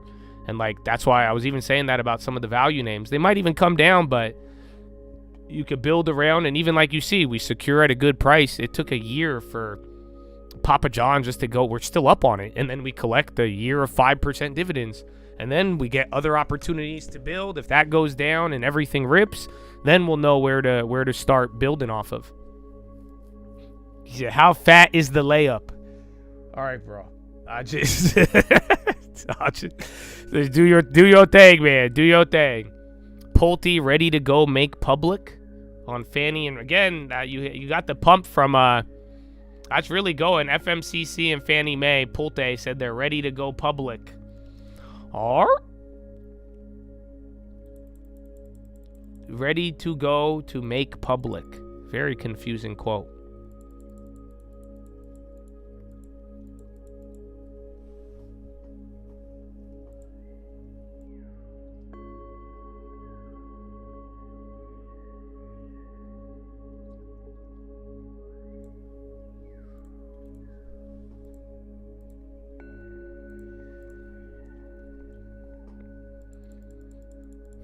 Make a video on that. I will if you'd like. It's the part that, like, I've explained this a lot. That's why, and I've tried to even show it through examples. That's why I was hoping last year by making the long-term videos simple.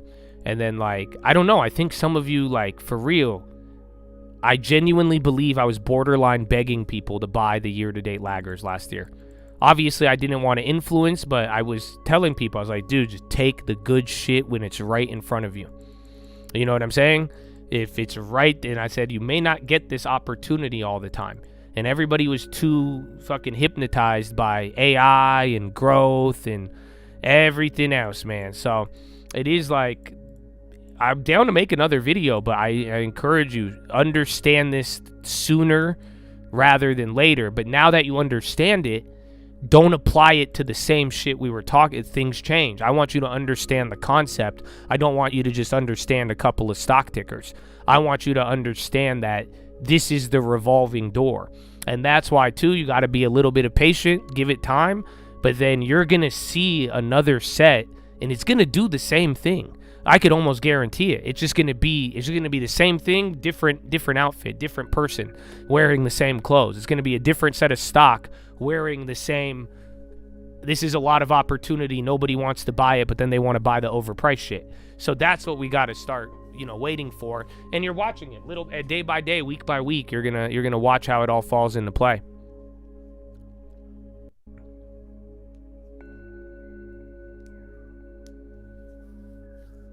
On tax exempt? Are you Canadian?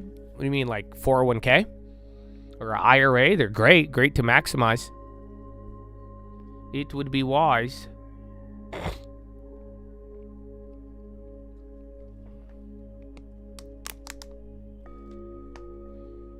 We got Meta at 90. We got a lot of good ones, dude. Meta was the best one, but again, the Netflixes and other ones were really good. God bless. Hey, if you followed along with the long-term videos last year, they got you everything. You got a couple of decent, shitty growth plays, but then the Intel would have made up for it. And then now, a lot of what we did at the end of last year and middle, you got a running start to 2026, baby. Again, a little bit of TAP, a little bit of Kimberly. If you were here, again, I was at Pepsi, even some of you took. We talked about a lot of these. So as long as you stood locked in with the long term, you were good. And again, that's all free 99. I know Simon doesn't agree, but I think some of y'all, I hope it helped. So I plan to do the same thing this year too, man. I think we're gonna do a lot. I might put out some other videos on the trading fraternity for you. I put out a poll. Will you guys vote on the poll? Where is the poll actually? Iranian Foreign Minister Araki to clarify Tehran's stance.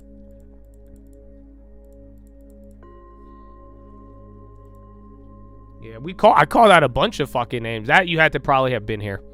Like again, the Apples, the UPS Targets, but even if you followed the videos, you just literally, if you gave me 10 minutes a month, 20 minutes a month, you definitely got a nice portfolio. If you were able to follow along with a Twitter post, like I'm saying, it didn't require much to get the general idea. Yeah, go to the trading fraternity and vote on the poll, because I might do it this weekend or next weekend. Let's see.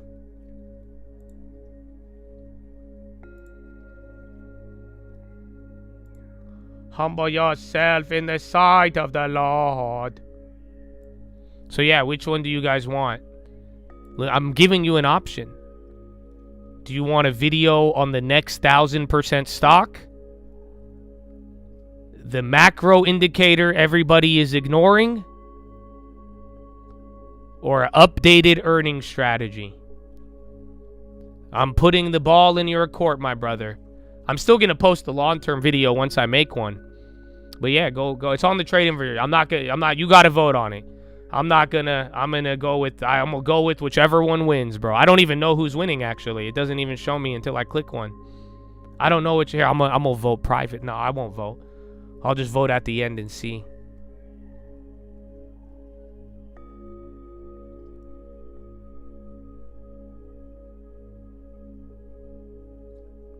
Let's see which one they want.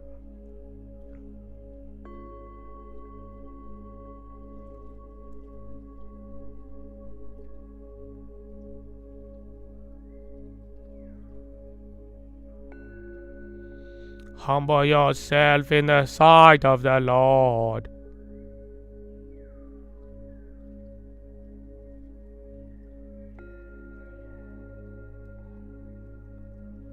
That's it. That's on you, man. Yeah, there were some good ones this morning too, man. And I got clapped on one of them. I'm gonna gamble on it. I'll see if we could push it. Push it to the limit.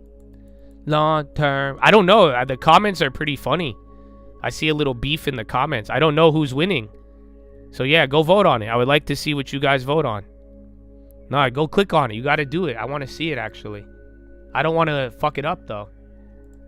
But yeah, I'll have time. It's already Wednesday. But yeah, those are the 3 videos, because they're kind of important. I mean, the earnings is coming up. I know a lot of you have asked that question. I've been really obsessed with the macro lately. That was the last video. And that's why I made you guys that video, because I genuinely believe it's important. And I think a lot of people, like I'm saying, like these congressmen and shit, dude, they're talking about circular, all this, but like, look, bro, we've been raving about Moltbot and all these other things, bro. Like, you are watching the last 2 weeks, you've seen a lot of shit, bro. And like deflation, dollar, debasement, you know, it's like there's stuff there. Or again, I do have a bubble stock. I have a set of bubble stocks. So I don't know, but then that you might get washed on it, or you might be 2-3 months early like quantum, like we did last year. It's up to you, man. You only get one. I'll see. Let your voice be heard, my friends. It's a big sample size, already 1,000 votes. We'll see where you guys end up on. But yeah, I'll find out soon enough. Do all of them? I don't got time for all of them. I don't have time for all of them, and then I guess that's it. And then before I know it, you know what I'm scared of? Because this is what happened last time. If I do too many videos, a motherfucker's going to be like, wait, what about a value stock? I thought only 1,000% gainers, Josh. I hate you, Josh. What the fuck? And then fucking Simon's going to pop out. You grifter! ISIS gonna deport me! And then he's gonna go crazy. And then the macro guy, some guy gonna type me a 5-page essay. Well, Josh, actually, you're incorrect. And if you don't know what you gotta factor in, and Janet Yellen was correct. And I'm like, oh my God. And I'm like, did you get a long term? And then before you know it, everybody forgot to get a long term. Meanwhile, they're like, we'll never get a house. We'll never get a house. And I got like fucking 5 Chads every fucking month buying a house. I'm like, how the fuck are you not? What the fuck you mean? So yeah, I would love to post all the videos and make them. I have to make them too. I have to have a reinstated multi help me out. But do you see the dilemma? I don't want to overwhelm people with information. I'm a crackhead. I like all the info. I prioritize the long term above all. I still show up every day, bright and early, motherfucker. You know, still get my gym, my walks. I've been walking, you know that, because I've been sick. So I haven't worked out in this week, but I have been getting my walks in. But do you see what I'm saying? I don't want to overwhelm. And then if I give you too much temptation, I'm scared of that. And it's not my responsibility, but, you know, being more effective with what we're doing here. I don't want you to, I want it easy. I want it simple. I want just underhand pitch, home run. That's all I'm looking for in life. Don't we all want that? I want T-ball, motherfucker. T-ball. That's why I go look at all the videos of last year. T-ball. T-ball. You got one of the best hits. You got growth exposure. You didn't get tricked by the media. You got growth in value now. You got value running on 2026. You got all of it. Easy. 10 minutes, 20 minutes, once a month, once every 3 months, damn it. So yeah, man, that's the dilemma. Otherwise, I would post all of them. Believe me, I would make them all and post them all. I've been having a lot more fun with it this year. You know, the locked in guys have given me a little bit more confidence because I've seen how they performed. So you guys, you know, the Simons of the world, y'all kind of scared me. That's why I'm saying I don't know how y'all still remained, but you know, God is good. We'll find a way. Maybe one day you're here for a reason. So, but at the same time, I want it simple. I want it easy. That's all I want, bro. I want it easy. Giving you guys good, bro. I hope so. Well, no, it's good because, like I'm saying, I mean, I still dump a lot of info on you guys, but you're doing good with it, and like you're handling it well. It's not about you're understanding the info. And that's where I'm saying, you know, I don't think you guys are looking to be spoon-fed. I don't think you're looking to not think. I like thinkers, and I think individually everybody does better when they think critically, think accurately, and use the info and understand how to get an edge and use it. And that's what I'm saying. Like, what good is a lot of info if you're not using it properly? And if you can do a lot of info properly, that's a good thing. Then you handle a little, you'll handle a lot. You can't handle a little, you're not going to handle a lot. And that's where I'm saying we need to become effective in that. So yeah, that's what I'm thinking, man. That's what I'm thinking. You want the hotel hack? Well, I gave you guys the Costco hack. So I don't know if we got it. A revised employment situation. The release date, that's February 11th. And then Spy Bro, just like yesterday, kind of. You're actually doing this earlier. It's not even Power Hour. But you're back to VWAP. You're kind of running, dude.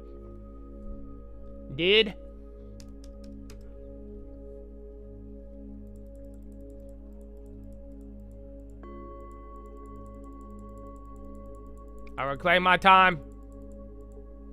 Labor says it plans to release on Thursday as scheduled. Wait, what? Jobless claims? That's stupid. Your team macro, you find that fun?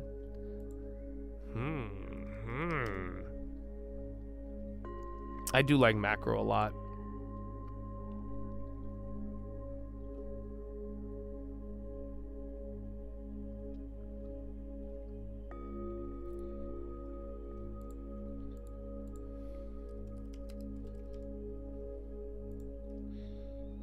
Let me see. I want to vote. I want to see who's winning the vote.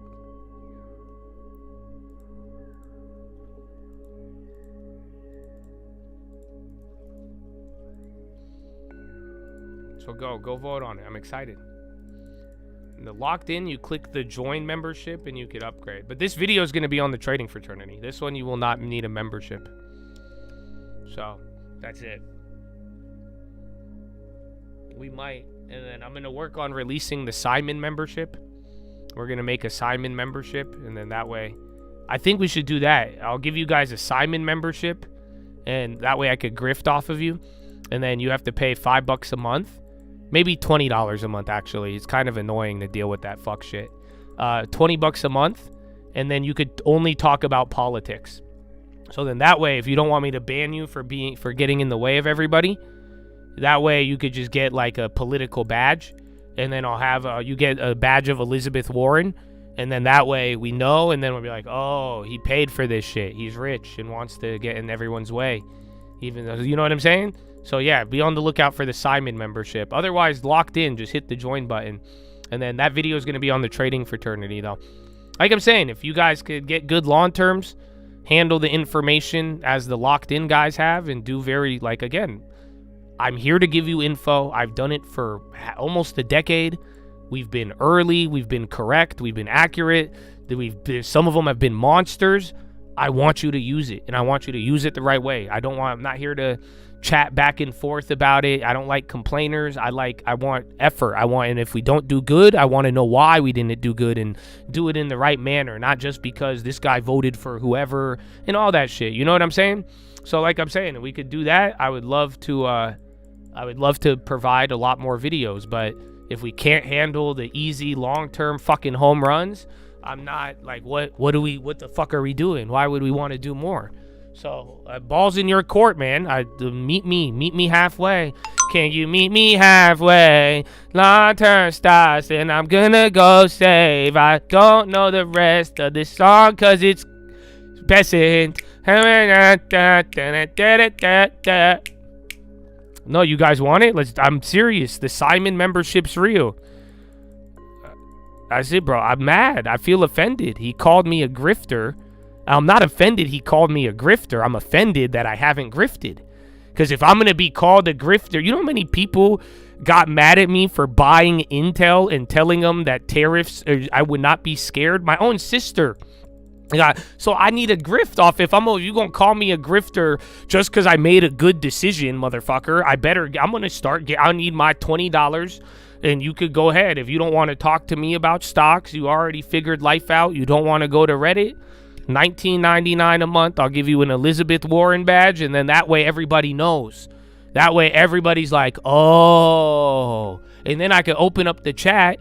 And then all the other guys, I'll be like, listen, man, can you please just talk about stocks? Otherwise, please purchase the Elizabeth Warren Simon membership. And then it makes sense. I could direct you to the right line, and then boom, I get my grift up. You get your political out. Everybody gets the long term. It's a win-win. It's a win-win, man. It's a win-win. White D walks. Who's White D, bro? What up, White D? That's cool. I never had a friend named White D. Nice to meet you. He's been here for 6 years, White D. Is that a new name, White D? What? I think it's a great idea, bro. I'm inspired. Bro. Can you meet me halfway? Ken Grifter Jr.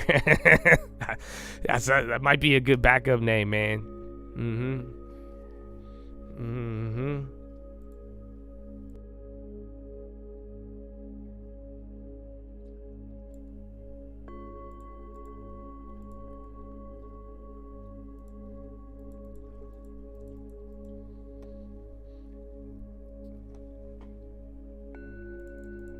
The tariff propaganda. Well, it's not even, there was many things last year. Like I'm saying, there was just a lot of things that I could understand. Like, again, people are highly politicized, and I mean, I don't deny I've brought up politics, but like, we got to the bag. I don't you know how many motherfuckers are like real libertarians? I wouldn't even want to call you guys liberals, because if you were a real liberal, you would have been blinded by what the fuck I was giving you.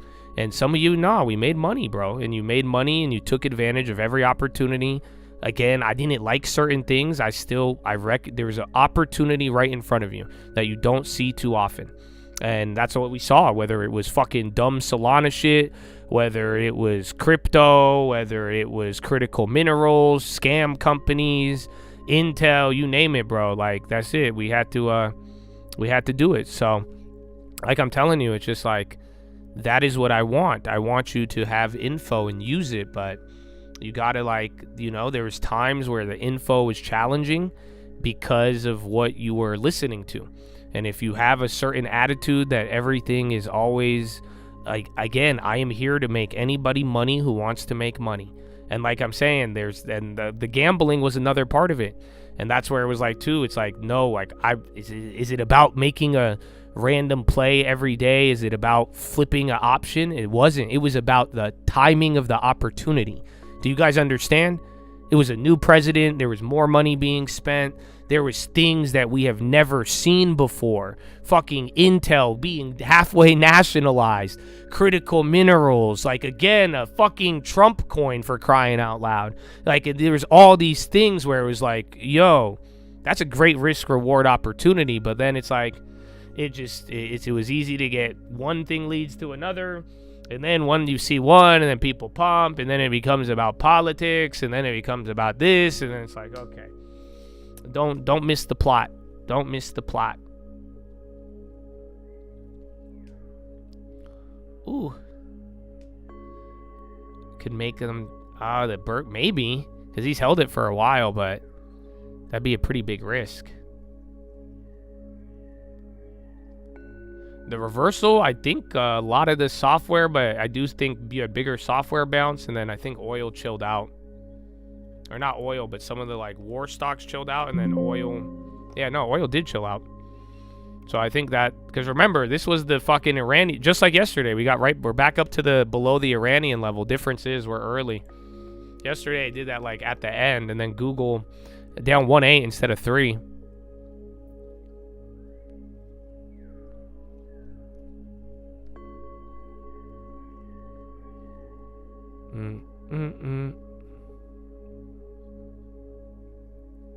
DJT, that's me.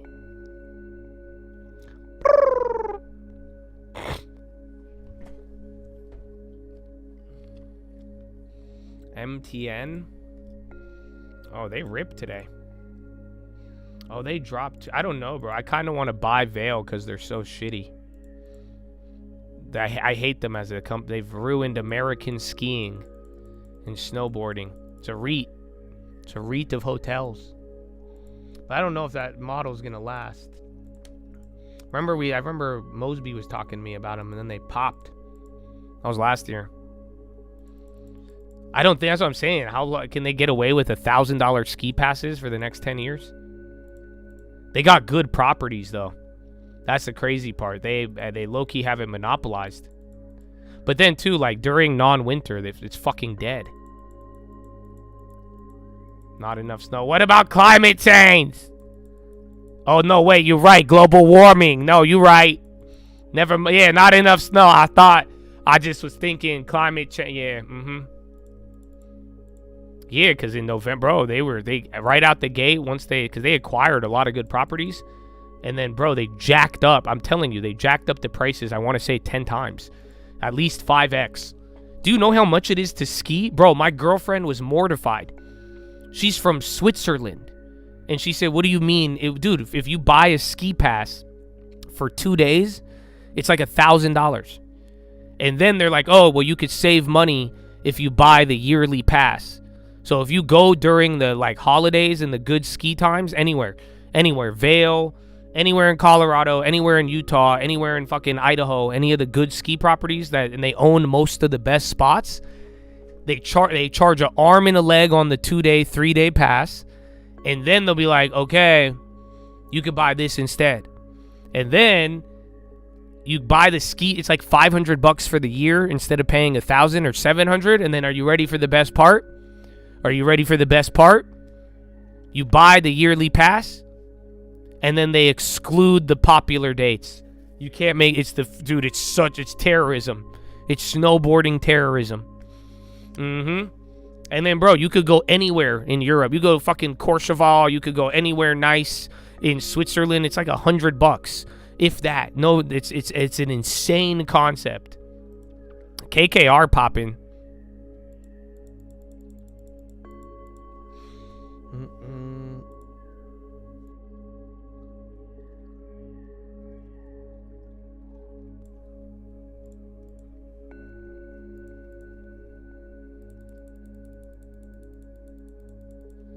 Well, they're already down. That's why. It just like it helped their business when things were hot, but yeah, it's kind of there is Vail properties in Switzerland. My girl will not go to them.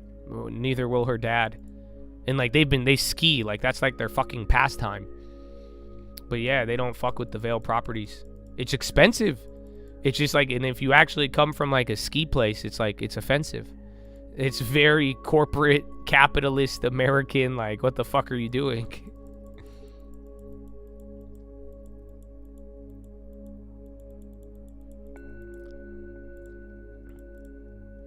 No, they give you refunds.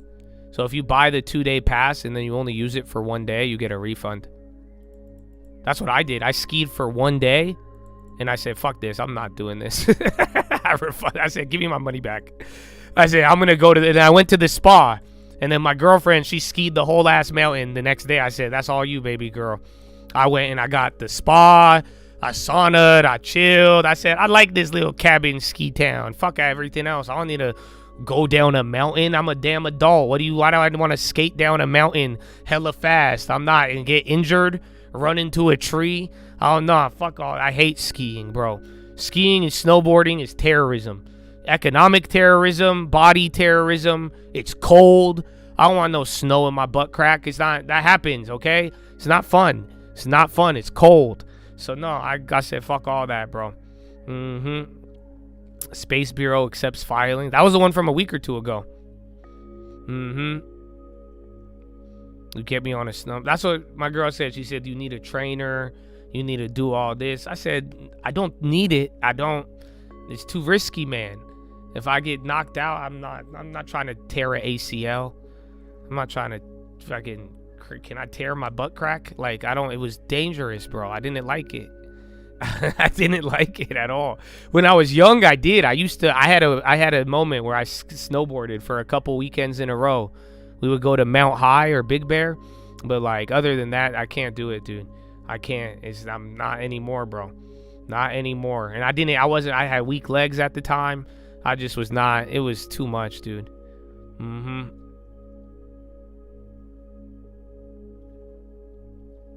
I like snow towns, though. Like, I like the vibe. Like, I like going where it's like snowy, cabins, fire pits. Just walk around, fucking eat a marshmallow or something. I'm hot cocoa. I love it. I feel like I'm a polar bear in a Coca-Cola commercial. I like it a lot, but I don't like going down the mountain. That's so aggressive. I don't need to do all that, bro. Yeah, I love the vibes, though. Good vibes, great vibes, but not the like, why are we in a rush to go down the mountain, sir? You know what I'm saying? The best part, bro, she took me down a Black Diamond, and I only did it because there was a fucking food shop in the middle of the mountain. So I was like, all right, and that was so refreshing. I had to get beaten up by these moguls and all this other shit, bro. I got people yelling at me. You know that? They yell at you too, bro. They yell at you. They get road rage on the mountain and they yell at you. And I was like, man, this is abuse. Well, I got hot cocoa and a Gatorade. I got a hot dog and some other. I was like, man. And then I had to resume hell and get back to the bottom of it. Yeah, it's a rush, bro. I'm like, why are you guys? And then they do it again. And they go let's go do it again. And they go back to the top of the mountain. I'm like, man. I gotta run into a seat. like wait for it, and then the seat just hits you, and then you gotta, like, what is this, bro? And I gotta drag a fucking snowboard while walking into a thing. It's a lot of weird shit, bro. You gotta be really into it. It's majestic going up the mountain, though. I do like that.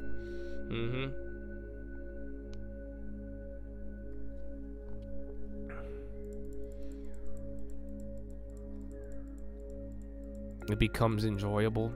It does when it's like quiet, you know, and like I could see the appeal if I wasn't being abused. But then I say the same thing about disciplining children. Oh no, they're like, no, that's bad. I'm like, what do you mean? It's abuse until they come out disciplined, right? That's what I went through.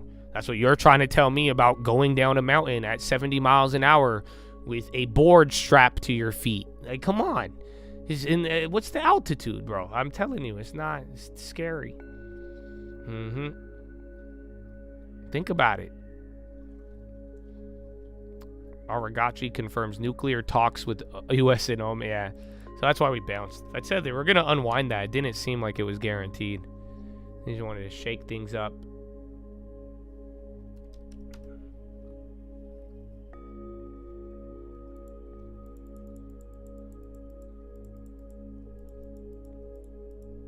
Yeah, the ski parties, they are cool. That's why I just walked to it.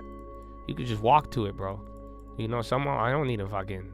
I'll hold the snowboard, look like I fit in. I'm not going down the mountain, bro. I'll meet y'all at the bottom with my hot cocoa. It's chill. I'm a great support system. Y'all go down the mountain, don't get hurt. I'll meet you there. Super easy, bro. Super easy. I still got my ACL. You get whatever else you wanted out of it, and we're fine. Yeah, bro, it's dangerous, man.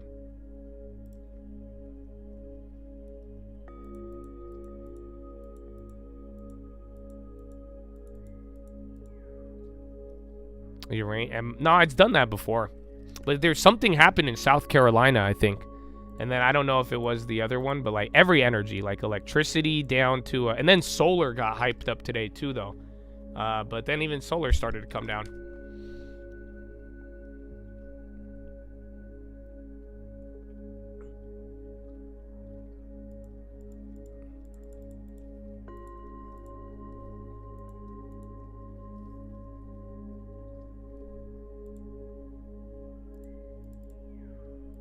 Merc.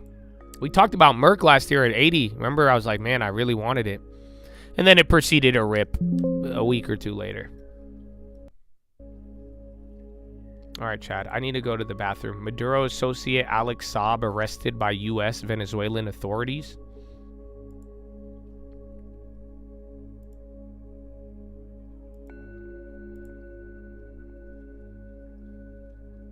Can you meet me long term?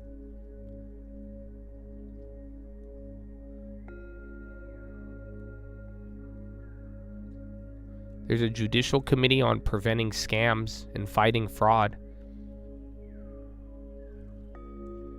Wow, there's a San Diego live cam. Do you guys want to see where I live? This is pretty cool. Is this more entertaining than propaganda? It sucks. Please don't move here though. Okay? You guys already fucked it up. But the rents are coming down.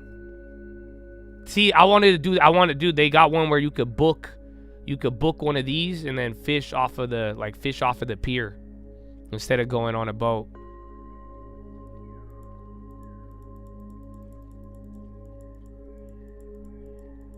February 12th on your... Where are you going? Is it in Cali?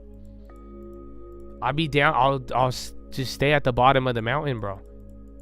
I like snow towns. I like them a lot, but I don't like the skiing. That's what sucks. And then they charge you all this money, and I'm like, I don't even get the most out of it. Did I ran into Nick Shirley yet? It was kind of embarrassing because he kept... I just had to pretend I didn't speak English. I didn't want him to know. He's like, do you operate the Egyptian Learning Center? I said, get away! No English! No English! And then I had to seal up the door. No, man, I have not seen Nick Shirley. He's not been around my neck of the woods. Josh exposed by Nick Shirley. He would be disappointed. I'd welcome him. I'd be like, come on, dude. I like you. Tell me more, bro. Tell me more. Go ahead. Hey, what do you need, man? I'd be like, you like sushi? I would take him out to some sushi. You know that? I would say, it's on the house, bro. I know you just got some Elon money too, but good work, bro. What's your favorite Bible verse? Do you like the Bible? I'll show you. Come here. Let's talk. Honestly, these webcams, fuck the webcams. They make this look so much nicer. It does look nice, but it's not really like that, bro. Here, maybe I'll leave the mic unmuted while I go pee, and I can simulate the homelessness or something. But like, and then the traffic. Show some traffic. Wait, it's like showing me it's stuck on this like Las Vegas. You want to see Las Vegas airport? Okay, why is it doing that? NASDAQ, the composite index, down 292, a drop there of 1.3%. The NASDAQ 100 index down 1.5%, and the Russell 2000 index of small cap shares down 0.6%. 10-year 4.27%, the 2-year 3.55%. Gold down $9 the ounce, down 0.2, 49.37, and silver up by 2.4%, 87.21 a barrel. West Texas Intermediate crude 64.35 the barrel right now. WTI up by 1.8%. Again, silver up by 2.4%, 87.21 the ounce. Bitcoin down $2,500 a token, 73,634 now on Bitcoin, down now by 3.3%. Tech stocks tumbling for a second straight day. As for the overall market backdrop, Michelle Weaver is head of U.S. thematic research at Morgan Stanley. She was the guest this morning on Bloomberg Surveillance. So from an equity strategy perspective, our price target is 7,800 on the S&P for the end of this year. Even early last week, we went up and touched 7,000. I think we're overall still in a very strong position for the market and in a position for these returns to broaden out. All right, she said 7,800 right now. Keeping that in context, the S&P at 6,900. After earnings, Advanced Micro Devices plunging 16.4%. After earnings, Chipotle Mexican Grill up by 2%. I'm Charlie Pellet. That is a Bloomberg Business Flash. Hey, thanks for that update, Charlie. Do appreciate it. We got to talk a little bit about the tech trade today. It's under pressure. The NASDAQ 100 earlier sinking by as much as 2.5%. That its worst day going back to October. It's off its worst levels of the day, but still under some pressure. Interestingly enough, Carol, you point out that we're actually seeing the S&P 500 way more stocks higher than lower. Yeah. So it's really about this rotation away from the mega cap tech companies, right, the heaviest weighted companies, into other companies. Well, I feel like it's been about earnings, right? And we've seen different investor reaction, especially to some of those big players when it comes to AI. And that's why what we get from Alphabet today is going to be really, really important. So that we're going to talk about that. But we should also point out that you take a look at something like the chip makers, which we've also seen a lot of movement. AMD tumbling as much as 17.5% on an underwhelming outlook. It is the biggest decline for that company since 2018. So a lot at play here. That's where we want to start with Sarah Fryer. She's Bloomberg News big tech team leader. She's the author of No Filter, the inside story of Instagram. She joins us here in the Bloomberg Interactive Brokers studio.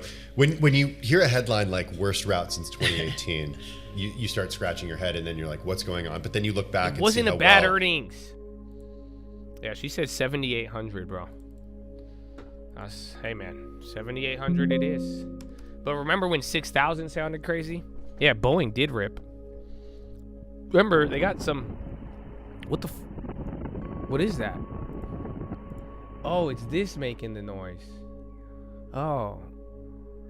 You're closing on a home? Why you post the address? Now I'm going to offer more money to teach you to not post addresses in the chat. I mean, like, hey, will you guys accept 50,000 above market? Oh, it's still active, dude? Why would you do that? Oh, it says pending. I could maybe talk him out of it. But let's see. How much did you offer? I hope you got it lower. Because they've been trying to sell it for a while. If you got a 4 handle on it, it could be decent, but I don't know the area as much. I know Massachusetts had a lot of back and forth recently in terms of like holding up on price. Like they were one of the top areas and slowed down, but then they stabilized a little at the end of last year. So like I'm saying, as long as you're not paying too much, I think you'll be good. But like I'm saying, a 4 handle on that would probably be a little better. Because that was listed for 180 days. So that's 6 months, dude. So if you have 180 days, I mean, usually the deals that I've been getting good ones on is just literally by, you posted the address again. Now I'm really going to call him, bro. I'm going to call Bill Hebenstreit. Bill. I'm going to call him. I'm going to be like, yo, man, you can't, it's accepted. You sure about that? Are you sure about that? No, I don't want to waste anybody's time.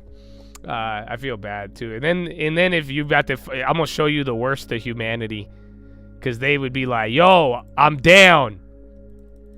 He's like, "Well, let me take this back to my client. We will be accepting backup offers." So be careful. 545. I think that's a little high, brother. So if you're gonna live in it, that'd be good. But I'm not. I don't know the area, like I'm saying, and I don't know how this thing comps out, but upon first look, you got a good house across the street that sold for a lot. When did that one sell? Yeah, but that's sold. Ooh, that sold in last year at 650. But yours is bigger. It's decent condition. So yeah, you got a good comp across the street, like literally. The guy across from you spent $650.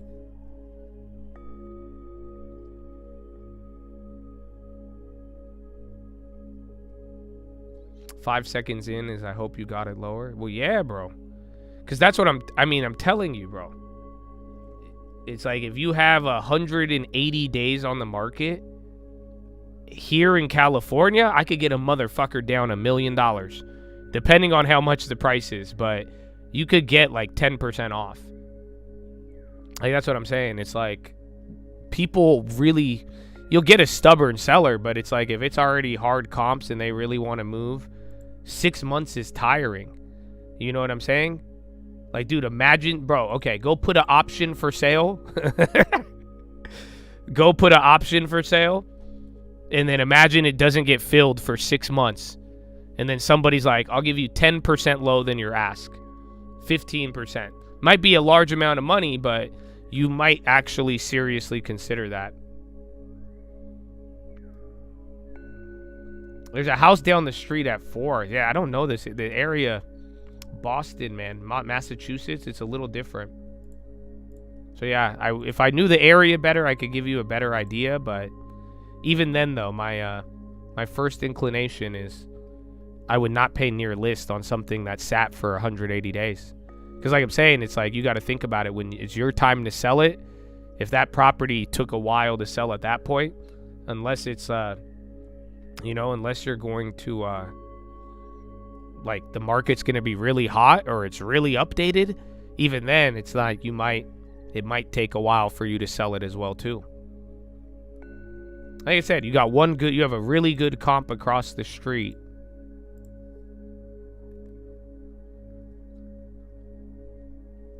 But yeah, that's my take.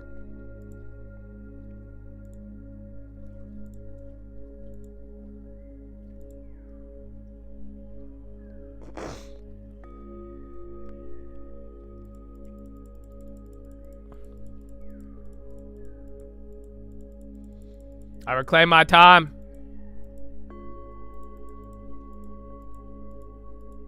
You said bro's got to be the seller. And no, it's pending. It says pending. He might be. I don't know.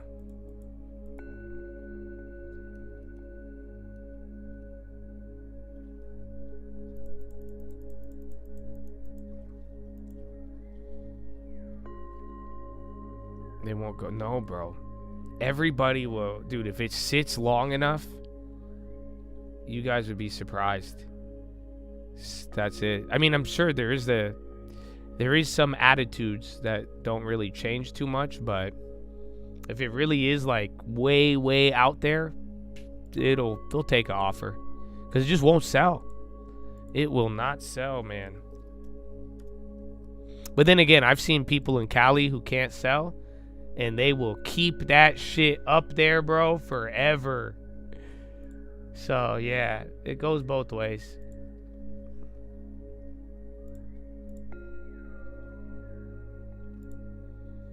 Can you meet me long term?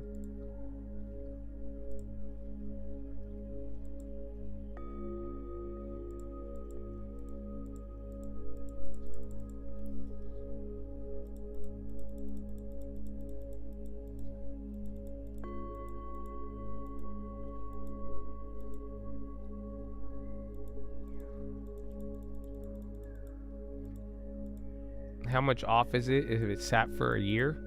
Well, it just all depends. I mean, again, when it's all said and done, it really does depend on the seller. They might not take your offer, but those are the properties that I try to get a good deal on.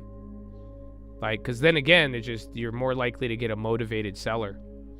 So like, if you could offer, if again, it's been sitting there. Like the reality, I don't know. Have you guys ever tried to sell a home? If you've sold a home, you know exactly what I'm talking about. Because when you go to sell, and then you're like, wow, I can't sell this in 6 months, it gets a little concerning. Some people hold the line, but especially if somebody sells cheaper right around you, it gets even worse. But that way, most people, it's like if it's a reasonable offer, they will take a lower price. Because then it just get the problem out of the way. I mean, it's like going to a car dealership. How many people trade in their cars and get a worse deal from the dealer just because they want to get it over with? They're like, okay, just give me the new car, get me out of here. I want to do this, yibbity yabbity boo. So yeah, that's kind of the advantage.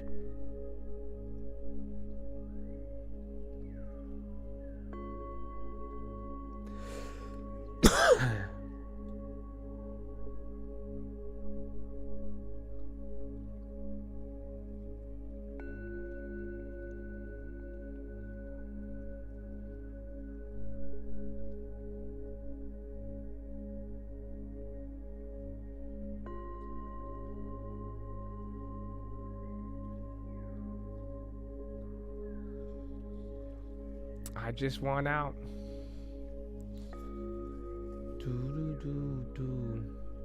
Dude, I didn't know there's this many live cameras in San Diego. I like how I just kept it up here. I clicked on, again, Estee Lauder, Kevin Hassett's wife.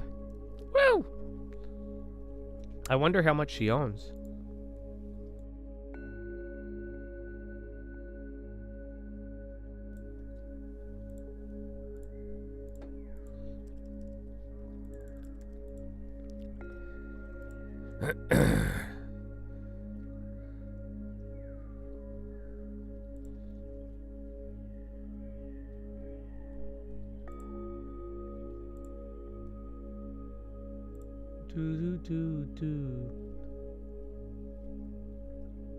For you, can you meet me long term?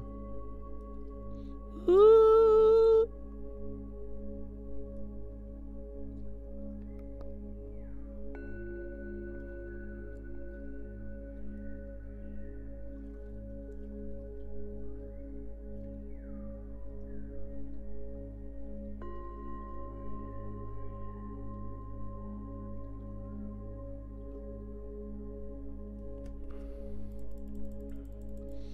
You've been buying any homes? I bought like I think 2 between end of last year and now, but very cheap ones. I've been sticking to the cheaper properties. I've offered on some expensive ones, but you know, not quite there just yet. And then yeah, and then Lending Tips is doing a couple of flips. Still, he's a crackhead. And then yeah, I've gotten a couple off markets, but there's some that I haven't been willing to dabble with. I'm not as like aggressive. I mean, I've never been aggressive. I like my home runs, and then I like my cheap properties. But yeah, dude, the middle of America is still popping, bro.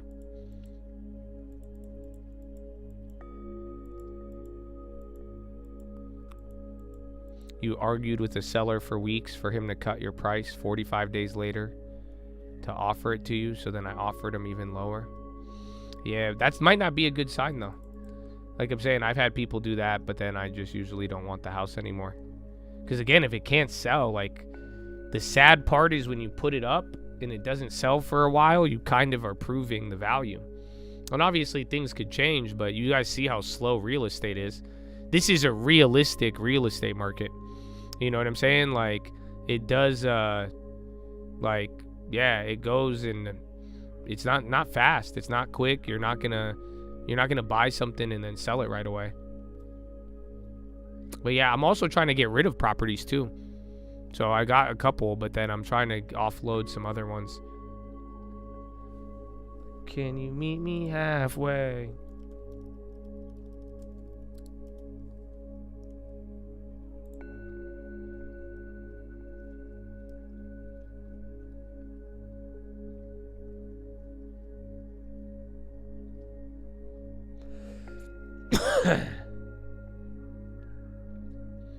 Oh my goodness.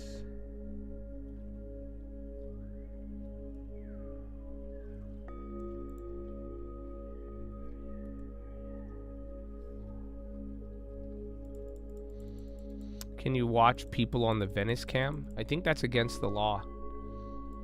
I don't want to. Venice is ratchet. I hate Venice. You know, a lot of my friends still like Venice in LA, but I'm like, how? Even Santa Monica is kind of sketchy now.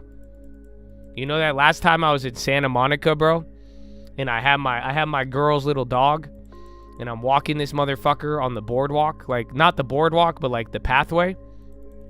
And then yeah, it's just I'm walking, and then this motherfucker on a little electric scooter is just going by everybody at night, and he's going, ha! And then he scares the fuck out of my dog, and I'm like, dude, this is not, like, I'm going back home.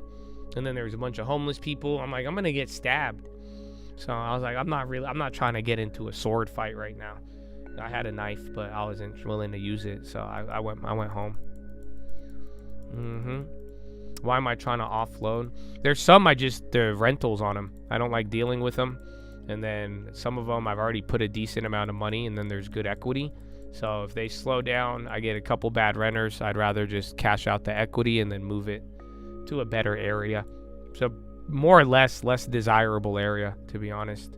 Mixed in with the renting and repairs, or time for repairs. They're not A-class properties. So I've already squeezed a lot of them, and that's why I want to get rid of it. I do a mix of short-term and long-term, but I have way more long-term renters.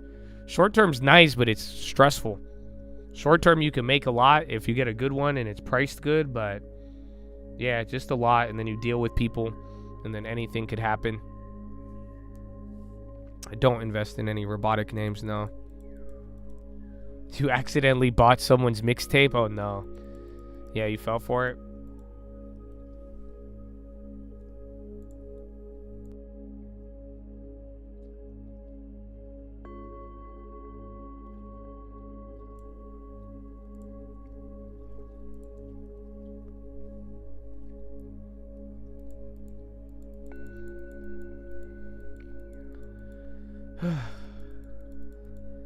Am I buying the dip in gold and silver? No.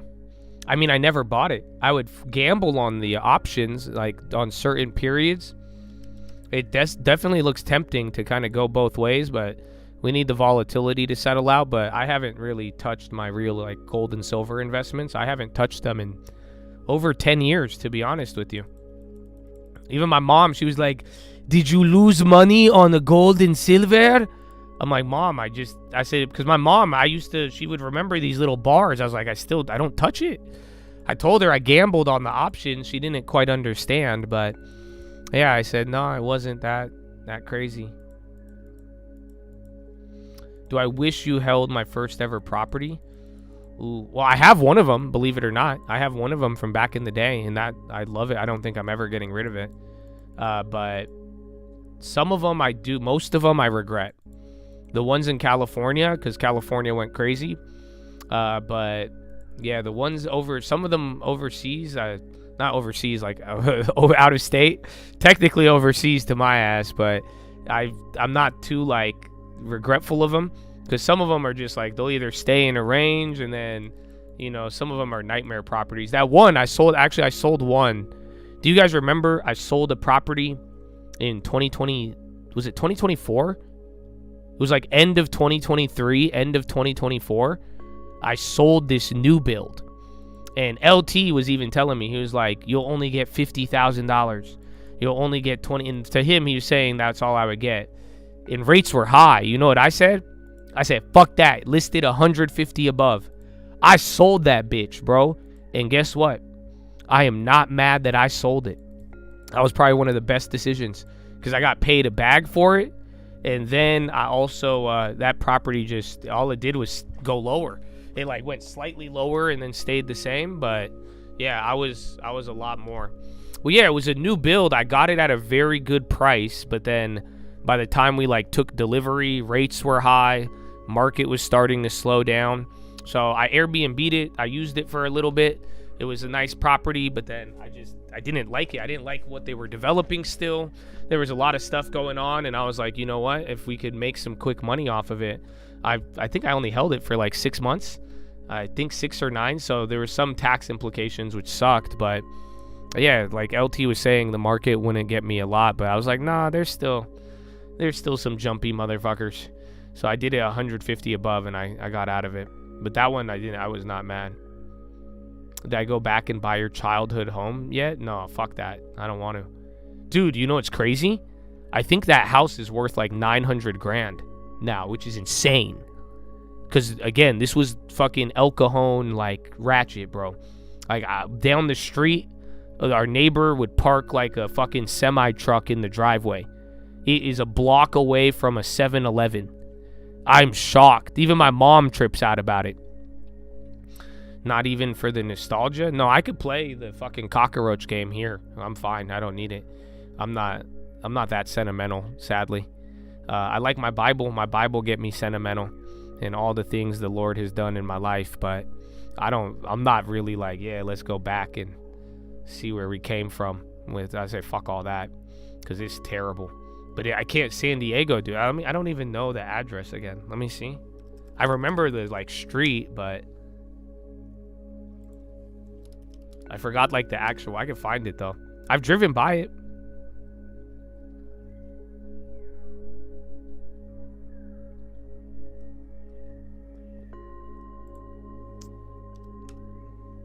It's apparently like a gang of Bloods too. So there's like I guess a offshoot of the Bloods that are that are related to where it was. I didn't know that till later.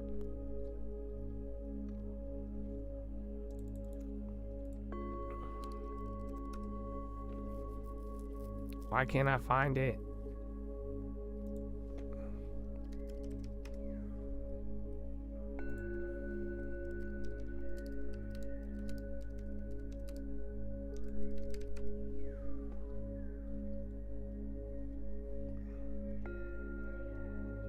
I can't find it. I gotta like really like go on the map.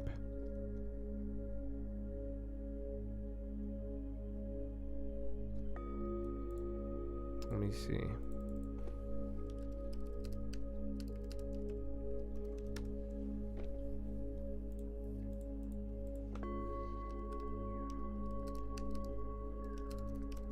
Dude, I want to see what it's worth now. But yeah, this was like, I think it was below 100 grand when my parents got it back in the day. But like, it's apparently worth a lot of money now, which is kind of a trip.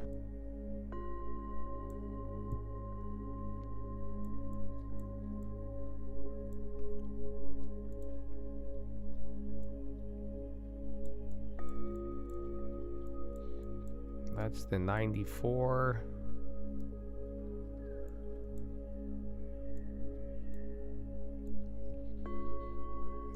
I'm looking now. Yeah, bro, there's houses here that are going for a lot. Kinda crazy. But yeah, I can't find the street. But yeah, it was pretty bad. I guess not anymore.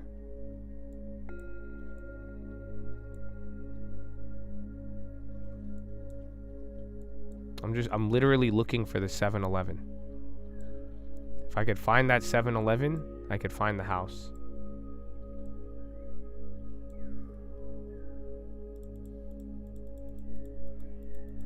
Your grandmother's house hasn't gone up since she bought it in the 80s? No way.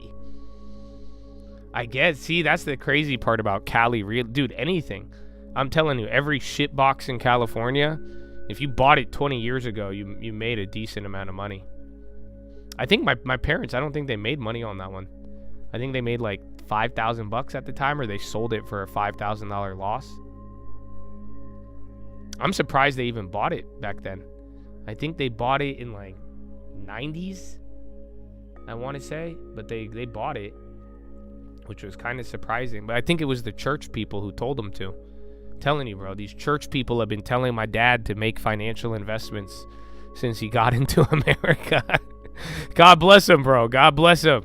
You know, that was part of the ARAP for the buy it cash, even though they got a loan. But, you know, I think that's, I don't know why they had the wherewithal to fucking buy a home.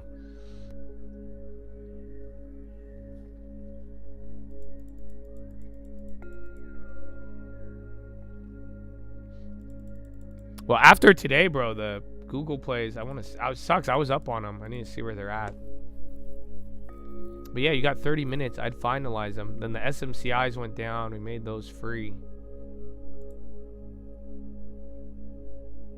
Yeah, the Google calls are down 20 now. But they're coming back up. They were down a lot more earlier.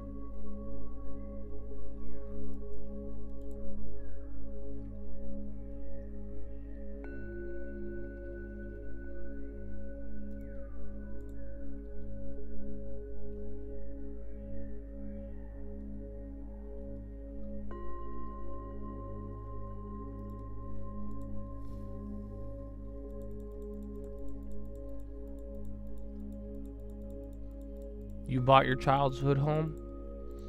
Did you buy it to live in it, or did you just buy it for sentimental reasons? Intel went green. They started off good and they had the GPU news. But yeah, bro, barely. Not bad. Can you meet me long term?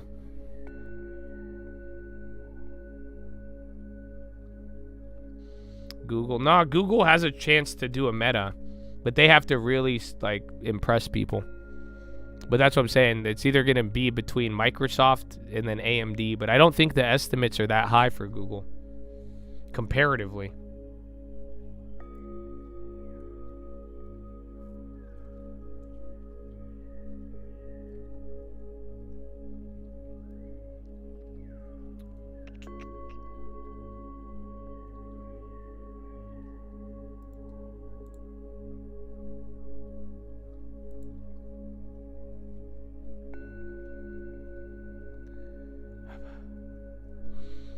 Can't sneeze now, bro.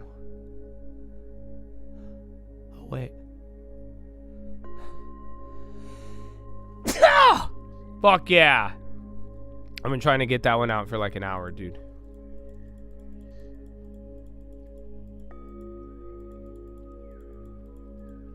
Thank God. Thank you.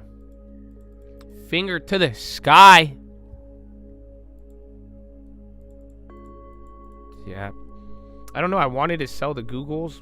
They're down 20. They were up 60 yesterday. But again, Google's not the biggest mover. If you do good, you've been rewarded. But yeah, if they do fuck up. But then again, that's also another thing with the software bubble. If Google does good enough, remember, people could just forget about everything. Or if they do bad, everyone's going to fucking panic.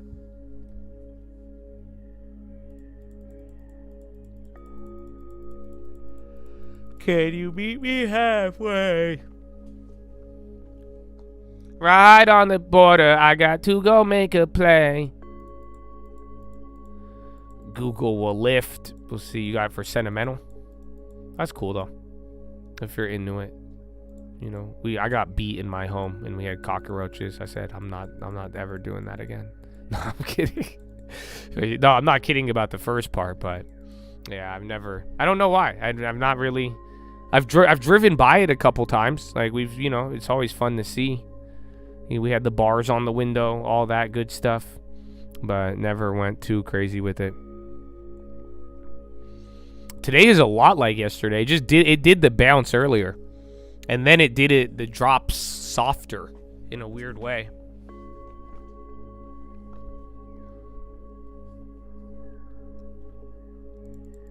They'll have to crush earnings. They don't need to crush it. Well, depends how you define it. I guess let me put it this way. The earnings doesn't matter as much as the guidance. I mean, ask AMD. AMD will tell you. But yeah, if they come in soft, if they come in with a cautious report and everything else, it'll probably do bad. But if they guide good, then that's literally ask Meta, ask AMD. Yeah, I had it up there for a second. Meta talked about avocado. That's their new model, and I think they're going to charge.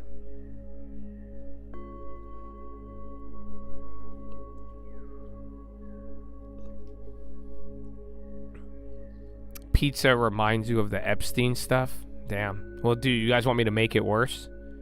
Would you like worse tinfoil? I already showed you my tinfoil earlier today. You got to go to my Twitter. I'm not going to tell you guys again. But do you know the other part, bro? There's another fucked up part. Are you ready? So like pizza, Epstein, and then the Bitcoin Epstein connection, right? Are you ready?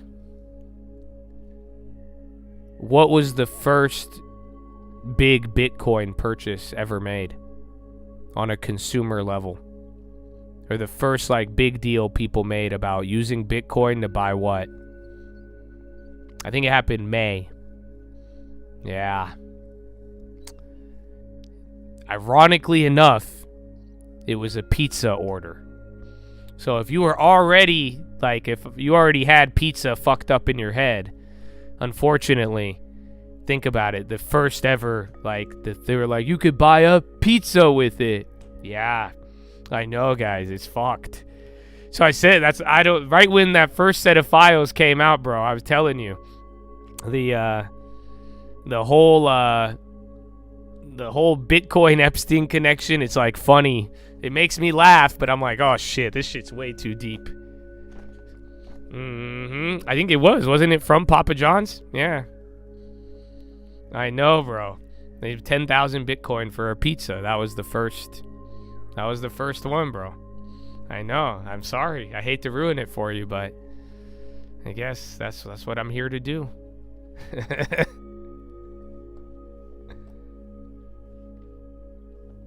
I know. I thought you guys are like, what the fuck?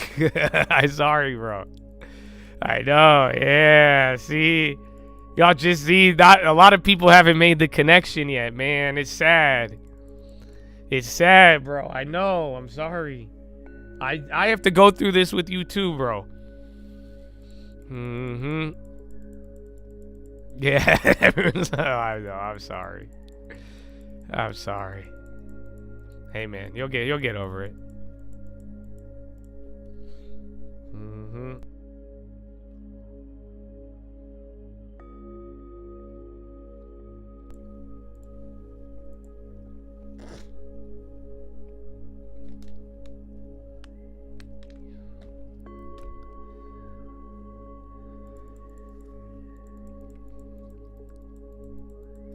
Today's a lot of tin, bro. I'll have more for you, but I'll drip feed the tin to you. I don't want to lose you guys. That's it. Next thing you know, you'll be like, Josh, I had 5 doses of my Alex Jones vitamins. You know what else I learned? I'm like, oh no. I know. Just, dog, enjoy life, bro. Live life. But you see my attitude?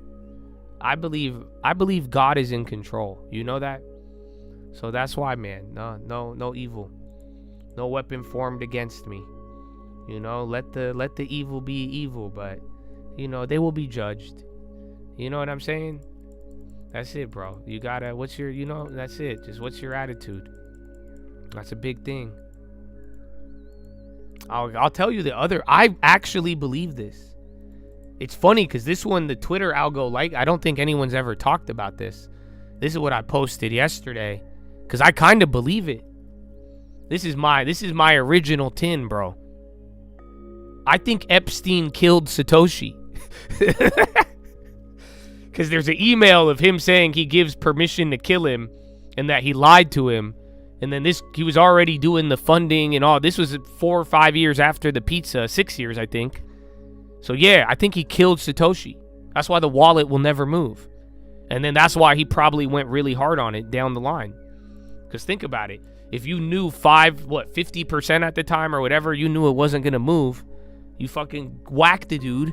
And then, yeah, there you go. That's it. That's hella bullish if you knew that. I bought Bitcoin like what? I bought Bitcoin like a year after this email. I didn't know the guy was dead, alive. I didn't even know who Epstein was. So I'm not in the files. You could look. Don't worry. But yeah, that's why I'm like, wait a minute. That would be hella bullish if you knew. If you knew there was the wallet, he didn't even have to take the wallet. You guys are like, oh, he didn't know what it would be, but then that's it. You just knock off the top holder. Easy, bro. No, I'm not Satoshi. That's it. I don't know, man. I invested in Bitcoin early, but I kind of feel bad now. I don't know, man. I don't know. That's why I'm still weirded out by the FTX shit. So yeah, don't get me started, bro. Don't even get me started on FTX. All of it. That's why too, though. Like, and I don't know. Somebody even asking me the other day, you guys were asking me if I was gonna buy Bitcoin at like 50,000, but I'm just in a whole different ball game, dude. I can't imagine. The highest I ever paid for Bitcoin was $10,000, and that was after 2020. But then, even then, just looking back at it, I'm like, I don't know. But still an interesting asset. But it's Bitcoin has not caught a bid since the first set of files. I don't know if it's correlated. I don't know what it is, but definitely we weren't talking about Epstein, and the guy was talking like he was Scottie Pippen, saying he knows Satoshi, bro. No, he says it in the emails. He was saying, I know the Bitcoin founder, and he talked about Satoshi and all of it, bro.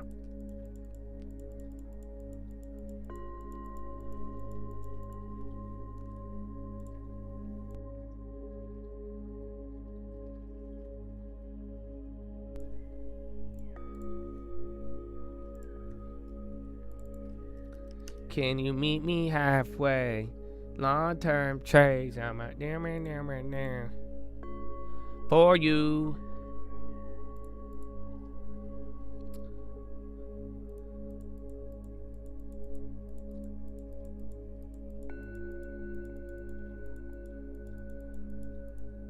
Why did I buy Bitcoin? Because I knew about it from like all the sketchy shit, like obviously not the Epstein stuff, but it was like the drug dealer, like straight black market coin, and then it was a higher price. 2015 it was at a high, believe it or not. And then I was getting worried about China and the dollar, and then I started buying gold, water, bullets, guns, and then I bought Bitcoin. So I was kind of going crazy, but it ended up being one of the best decisions of my life. But yeah, and I would tell people too, I was the crazy guy. I was young, but I was like, I got homeboy. I have a friend of mine. He played D1 basketball. He was even on like reality shows. I got him to buy a bunch of Bitcoin. Like anybody who listened to me made a lot of money back then.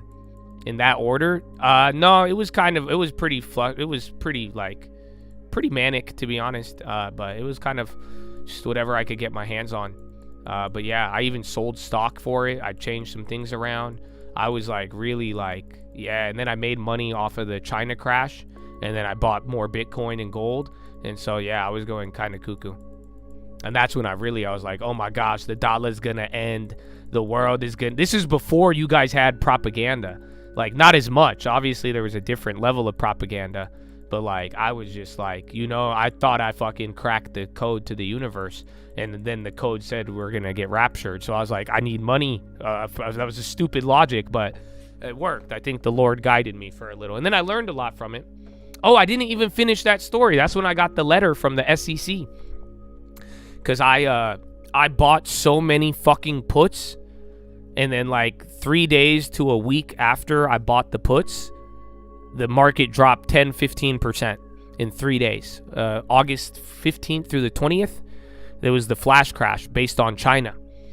And I had thousands of 1 cent puts, and they became worth so much money that the SEC, I had to fill out a large trader form, because now they said it's like 1%, I would have been in control of like a couple $100 million in the money. I didn't put that much money down, but based on like the leverage of the put, it would have been in the money on like thousands and thousands of contracts. I have a recorded video of it. I think it's still on the Trading Fraternity channel. I have clips from that day of like being up 50, 60, then 200 grand. And like, yeah, it was one of the crazier moments of my life. But I got to learn a lot from that. And then that's when I got addicted to puts. And I was like, oh, fuck yeah. But yeah, that was like 11 years ago now at this point. Just shy. Going on the 11th. But yeah, I was 11 years younger, but that was still a decent portion of my life. I was still pretty young when it happened.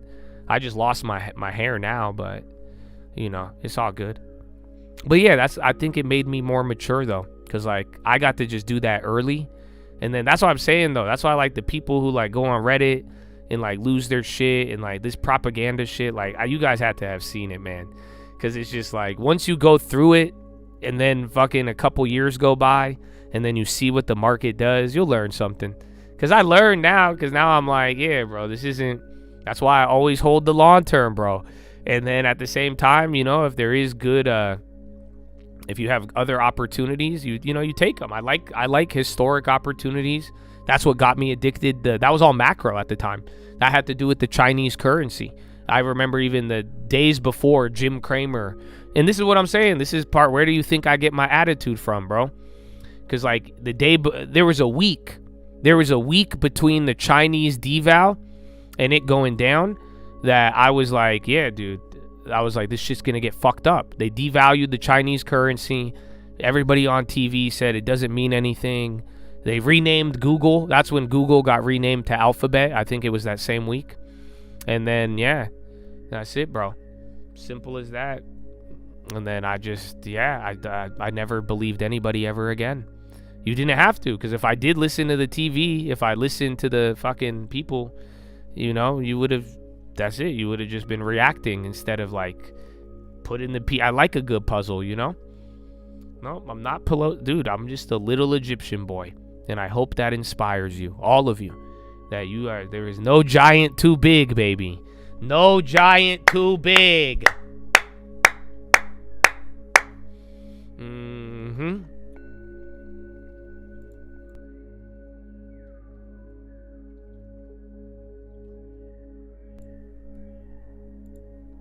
I sold some of the puts, but I definitely let a lot of money slip just because I was like, I'm trying to make $1 billion.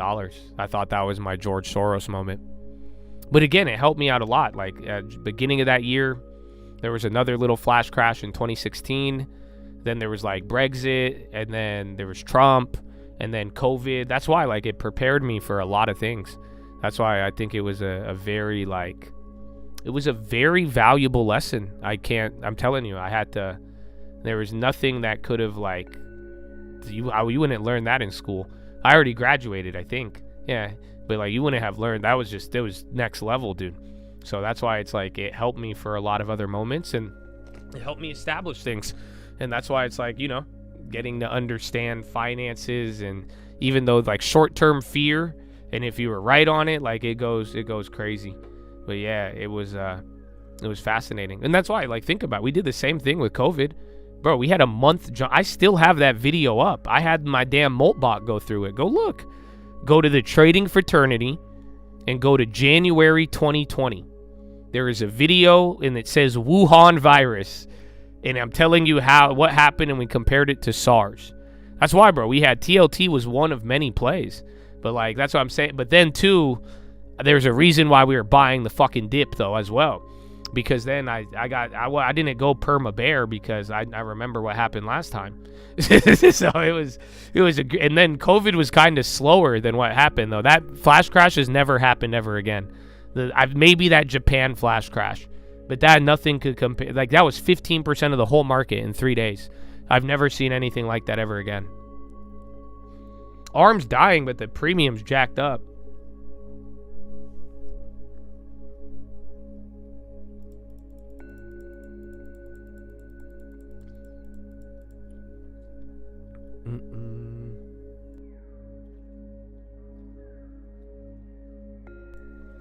Nah, the Trump one was big, but that wasn't 15% of the whole market. I'm literally telling you, the SPY dropped 15% in 72 hours. It was 3 trading days, pretty much. That would be like, what? That would be like going 680 to like knock down 180 points. That would be like going to 600 from now until Monday. I guess Liberation Day was pretty quick, but this one just felt, because the SPY was a lot lower. Think about it. This was 5 years post-crash. 6 years, tops. Right? 09, 010, and then this happened in 2015. So everything just felt a little different.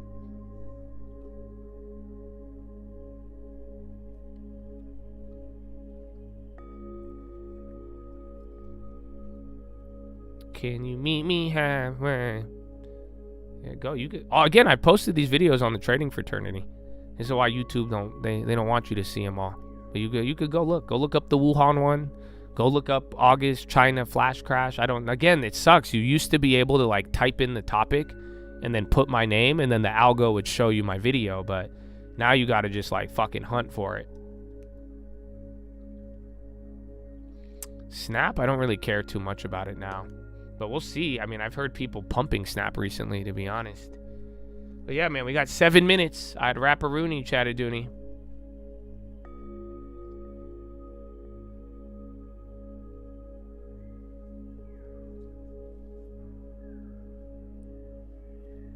That's like 30. It would be 100. It would be hundreds of points. Weed candle. Weed. Oh, yeah, big one. Jensen Slam software sell-off. They're pumping it from earlier. Trump says he's taking a softer touch on immigration in Minneapolis, ordering the withdrawal. Yeah, all of these are old headlines. They're like repumping all the shit from a couple hours ago.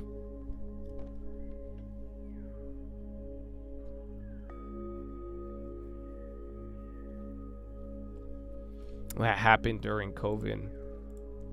I think it might have been more than. Here, I could show you on the chart. This is what look how small it looks in comparison. This is that moment I'm talking about right here. So you went from 214 to 185 in 3 days. That seemed like so much. But yeah, it was a crazy moment though. I got to zoom in on it. Let me see. Yeah, right here. These 3 days, but it was for no reason at all. Except for the China shit, but it was like a week delayed. And then he played the back and forth, and then they bounced it, and then I hit it again at the end of the year, just not as big. And then, yeah, welcome to Donald Trump. It looks so much. You had to be there. You had to really, really be there.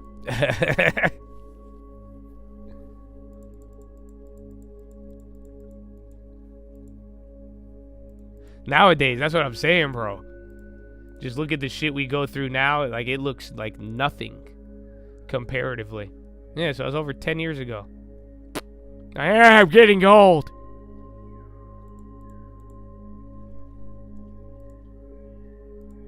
See, and now I just want to talk macro, get a long term, be on the lookout for any events. And now I just got Reddit people yelling at me.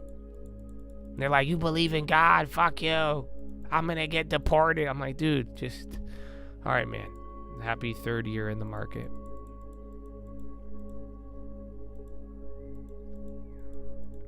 Yeah, it was pretty big. It was very, very big. Was the put to call ratio? No, the VIX went crazy. Everyone was just an idiot. Nobody bought puts at that time. People weren't buying options, dude. I was one of the... Again, it was weird that I was buying options because the year or two before that, when I learned about options... It was a fucked up concept to buy options without owning the stock. Like, people would not. They're like, what do you fucking mean?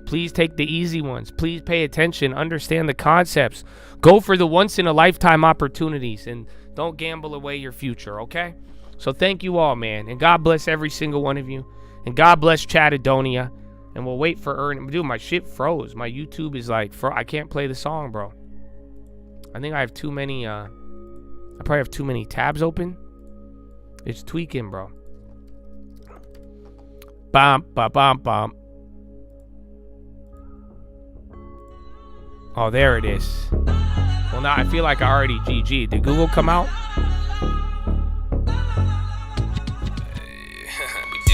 There you go. That feels good. Google's going. I don't. Oh, there it is. Hello. Right when my song works. So it wasn't out before. They were just front running it. So revenue 113.83 billion. Estimate was 111. So they beat on that. Operating margin 32%. Ooh, I think they were estimating 33, but that one's GAAP. I don't know if that's non-GAAP or not. Net was 34.46. Estimate was 36, so I think they were a little lower. Cloud revenue was 17.66. Where's cloud? Cloud estimate was 16.8. Google services 95.86. That was a little bit higher. Ads revenue 11.38. They missed on ads, actually. Traffic acquisition cost was 16.6. So again, that's part of their CapEx, but it's not all of it. Yeah, I don't know. I don't think it was that good. It was a good beat on the top. EPS 282. Estimate was 263. Well, I have a CapEx of 27. Let me see the other one. And then ARM came out as well. ARM got clobbed. Both of them got clobbed. And Qualcomm, you're going to drop like a rock. Yeah, SPY's already coming down. Bam, ba-dam, bam, bam, bam, bam, ba-dam, bam. Let's see. But yeah, no, I don't think there was anything sexy. And then I don't know if the guide comes out yet. I'll check ARM in a little bit. I want to see more Google.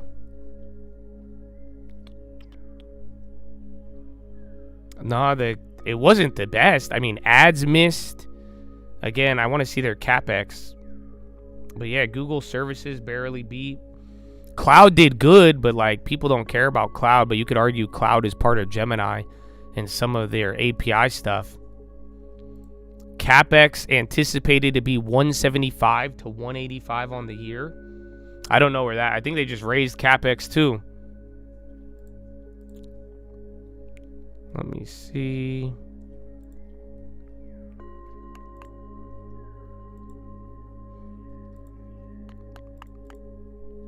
I'm trying to get the whole one, full text.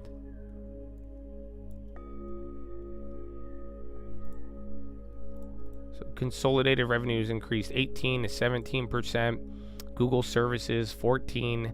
Revenue across subscriptions exceeded 60 billion.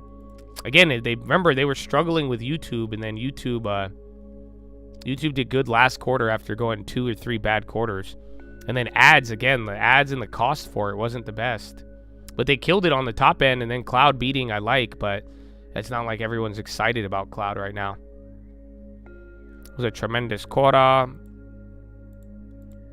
They missed on operating margin as well.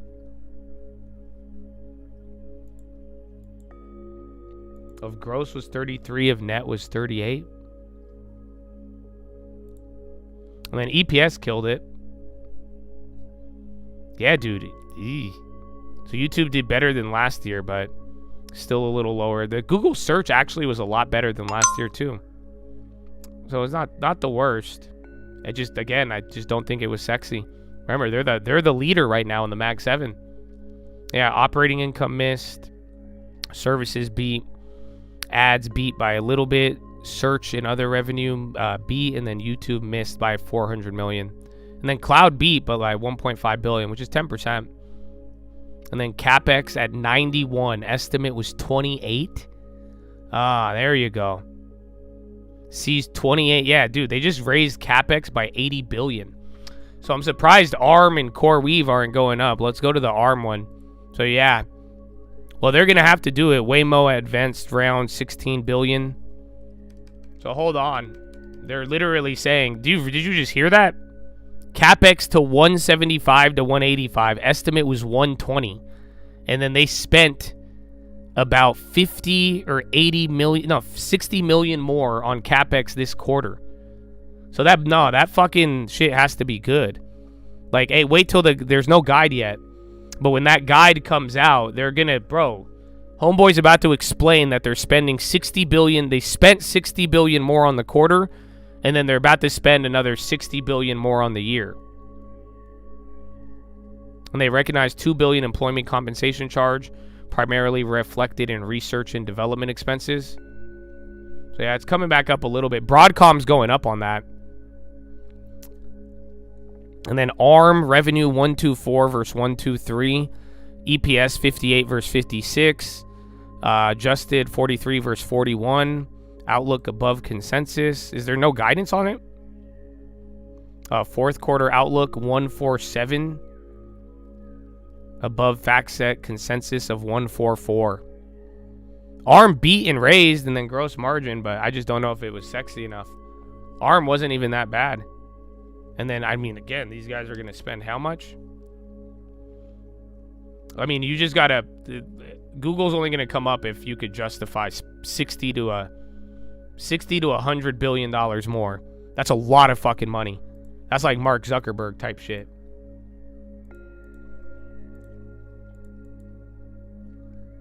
Where's ARM?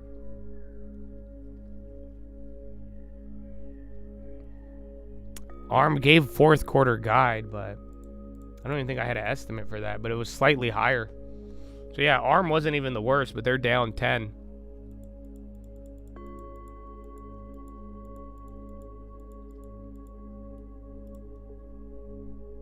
How does NVIDIA factor into this?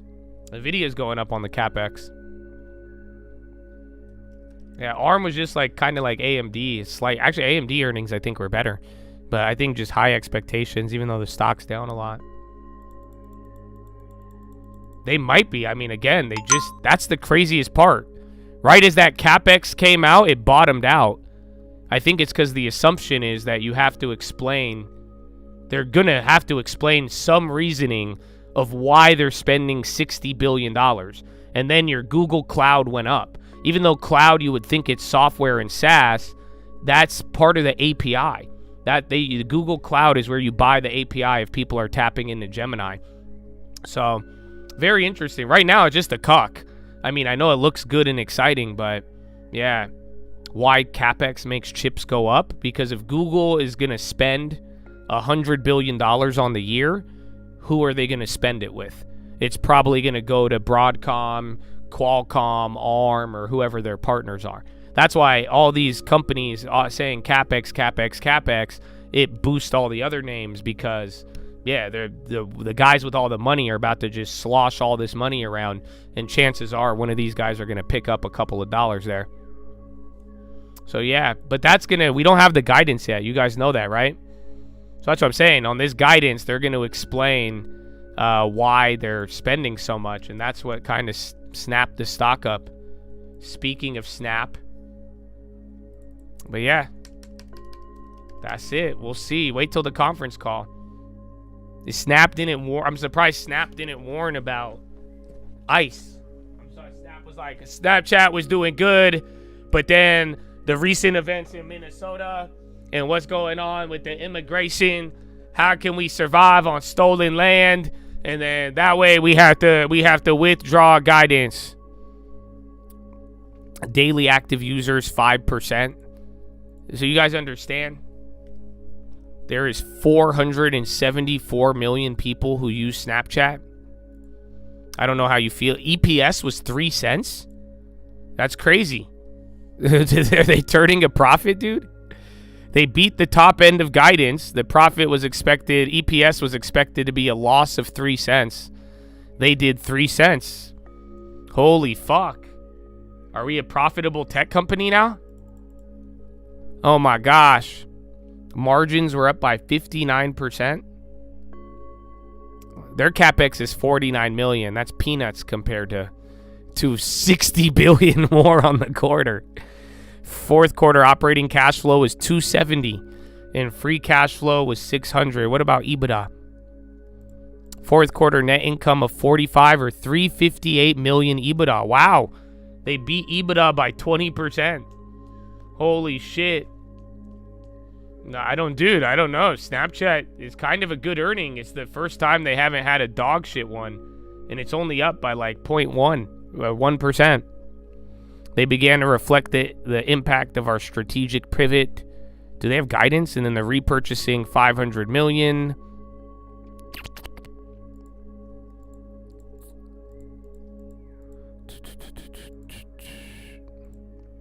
Snap has 2.9 billion in cash and cash equivalents. What's Snap's market cap?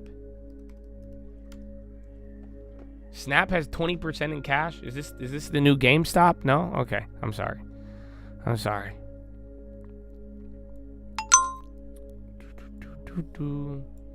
McKesson earnings.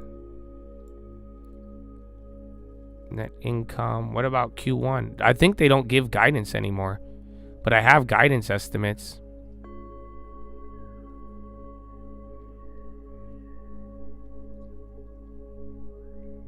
We're making computers more human with specs.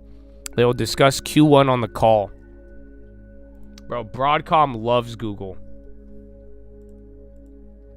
That's a big one for them. Sadly, I think Google is just going to cock, dude. Until they explain all of it. You work at Snap? Can you get me a conversation with Evan? I would like to speak to Evan. Okay. Can you get me one of them shitty Snapchat shows? Like you know, because like when you take a shit and you go through those can I have one for stocks? And it's just like, find out why Josh bought a stock. Find out this boring ass diaper company, literally. And then go through and then they got to click through it to get a long term. Can you help me with that? No?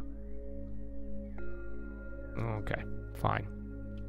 Chinese phone maker reduces plans.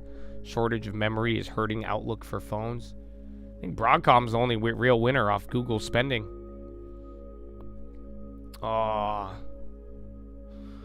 Well, Chadadonia. That is all that this day will bring. That Google drop kind of scared it. It's going to change, though. So to be honest, by the time we get to the evening, by the time we get to tomorrow morning, it's probably going to be pretty wild. It all just depends on how this call goes. So, Chadadonia, I hope you're ready for it. I hope you are locked and loaded. But Chad, I'm going to get going. I like surprises. You know what I'm saying? I'm going to wait for the surprise. See what happens. You know, we'll be good. You're going to get me a Snapchat show? Let's go, bro. Tell Evan. You know how many shareholders we have, bro? We haven't bought in a long time, but still, bro. Tell him we need to talk. I got it, bro. Let's go. I got the Meta glasses. Did you tell him I was gonna be Intel CEO? Ask about me, son. It's not a myth, bro. Nah, bro. Telling you. I'll tell you all the drug dealers on Snapchat too. I don't know, or unless you don't want me. I don't know if that's good or bad for the company. Okay, I gotta go. All right, but Chad, I love you all.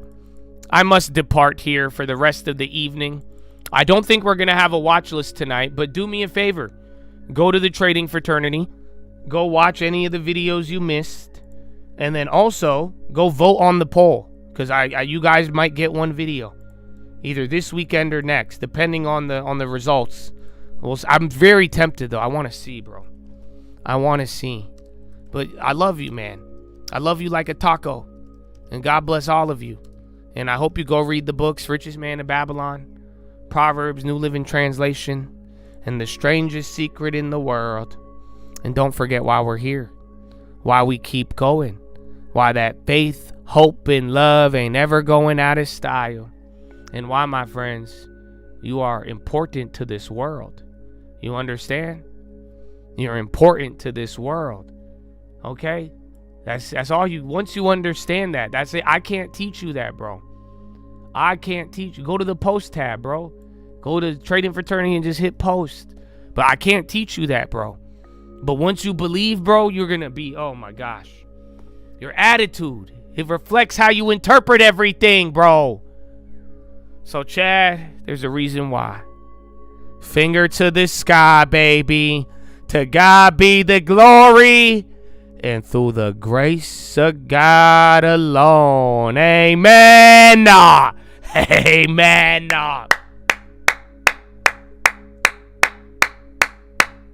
Chad, enjoy your day, man. I'll see y'all very soon. Bright, let's see what Friday Junior brings, baby. But have a good one. Go rest up. Go get some exercise. I'm going to get my walk in. I want to go lift, but I'm dead. I'm going to get my steps in, though. You know, I get a nice walk, bro. And we going to be good. But I love you, Chad. And God bless you, and God bless America. I will see y'all very soon. And have a wonderful evening. Goodbye. Which one you want? You want? No. I think I'll give him. I don't know. He got a lot. I could play you. We got a lot, bro. Oh, we got a lot. You know, I could play him this. Actually, you know what else I want to play him? They don't know the lore, bro. No, hold on. You know what y'all need? You know what you need? You know, so you want a blast from the past? I'll give you a blast from the past. Are you ready for it? Do you look at when this song was made? It don't even tell you the date. How do I get the date of when this was posted? It doesn't tell you the date. This was posted 8 years ago, bro. This is before y'all even knew about Korea Bitcoin. This is my uncle. This is a classic, bro. This is my classic, bro. 8 years ago, dog. Y'all playing. Oh, I gotta sign in? Play this shit, dog. Yeah. Ay. Yeah. Some of you can relate now. You can relate. About Bitcoin on the high. Was made by a random guy. He too rich for them to find. He too rich for them to find. How about Bitcoin on the high? They don't know, dog. They don't know. Have a good day, Chad. Was made by a random guy. He too rich for them to find. Sounding like me, I do not know where I be without the B and the T and the C. You ain't get rich cause you sold in a week. You buying back, get your money to me. I ride it out and go buy property. Bitcoin is down, can't pay your lease. No need a friend, just give it to me. They beating it down, I get it for free. Cause they worry, consumed by their greed. They gonna lose, ain't bothered to read. Y'all is some fools, in a stampede. Wait, I met she, I'll follow in. All these dumb things, I had to lean. Plug in machines, hoping for green. Drugged up like fiends. Swear I still showing some love, but I hate what they talking to me.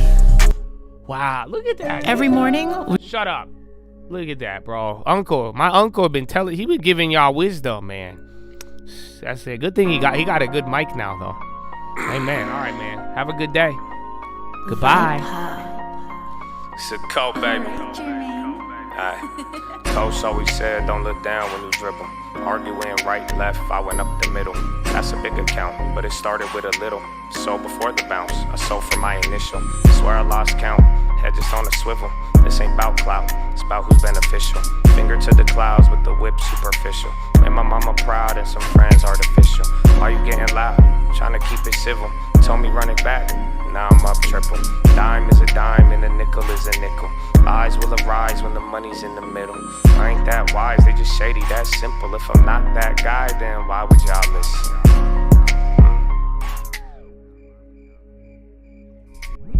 See, it get nervous when I'm quiet. It don't happen on the cell, I make the money when I buy it. Passionate as well, and I love it, you should try it. Imagine past the bell, you either gambling or lying. True serum, I be sipping on that shit. No long term, that's a different type of bitch. Think it's just money, dog, open up your shit. I was getting ready before I was getting rich. Preparation, child of the nation. Try to sell us change, but they raised us impatient. You can know the price and not understand the basis. They haven't faced the truth, Josh is still faceless. Killing shit, I could quit now. From this damn song to owning the whole town. Bitches smiling at me, my peers make a frown. First I didn't get it, but I understand it now. Keep shooting like I'm born in Chino Hills. It's hard to keep money, harder to keep it real. If I was really cocky by now, I would have been killed. But if you kill me, I meet God, so low key, I'm kind of thrilled.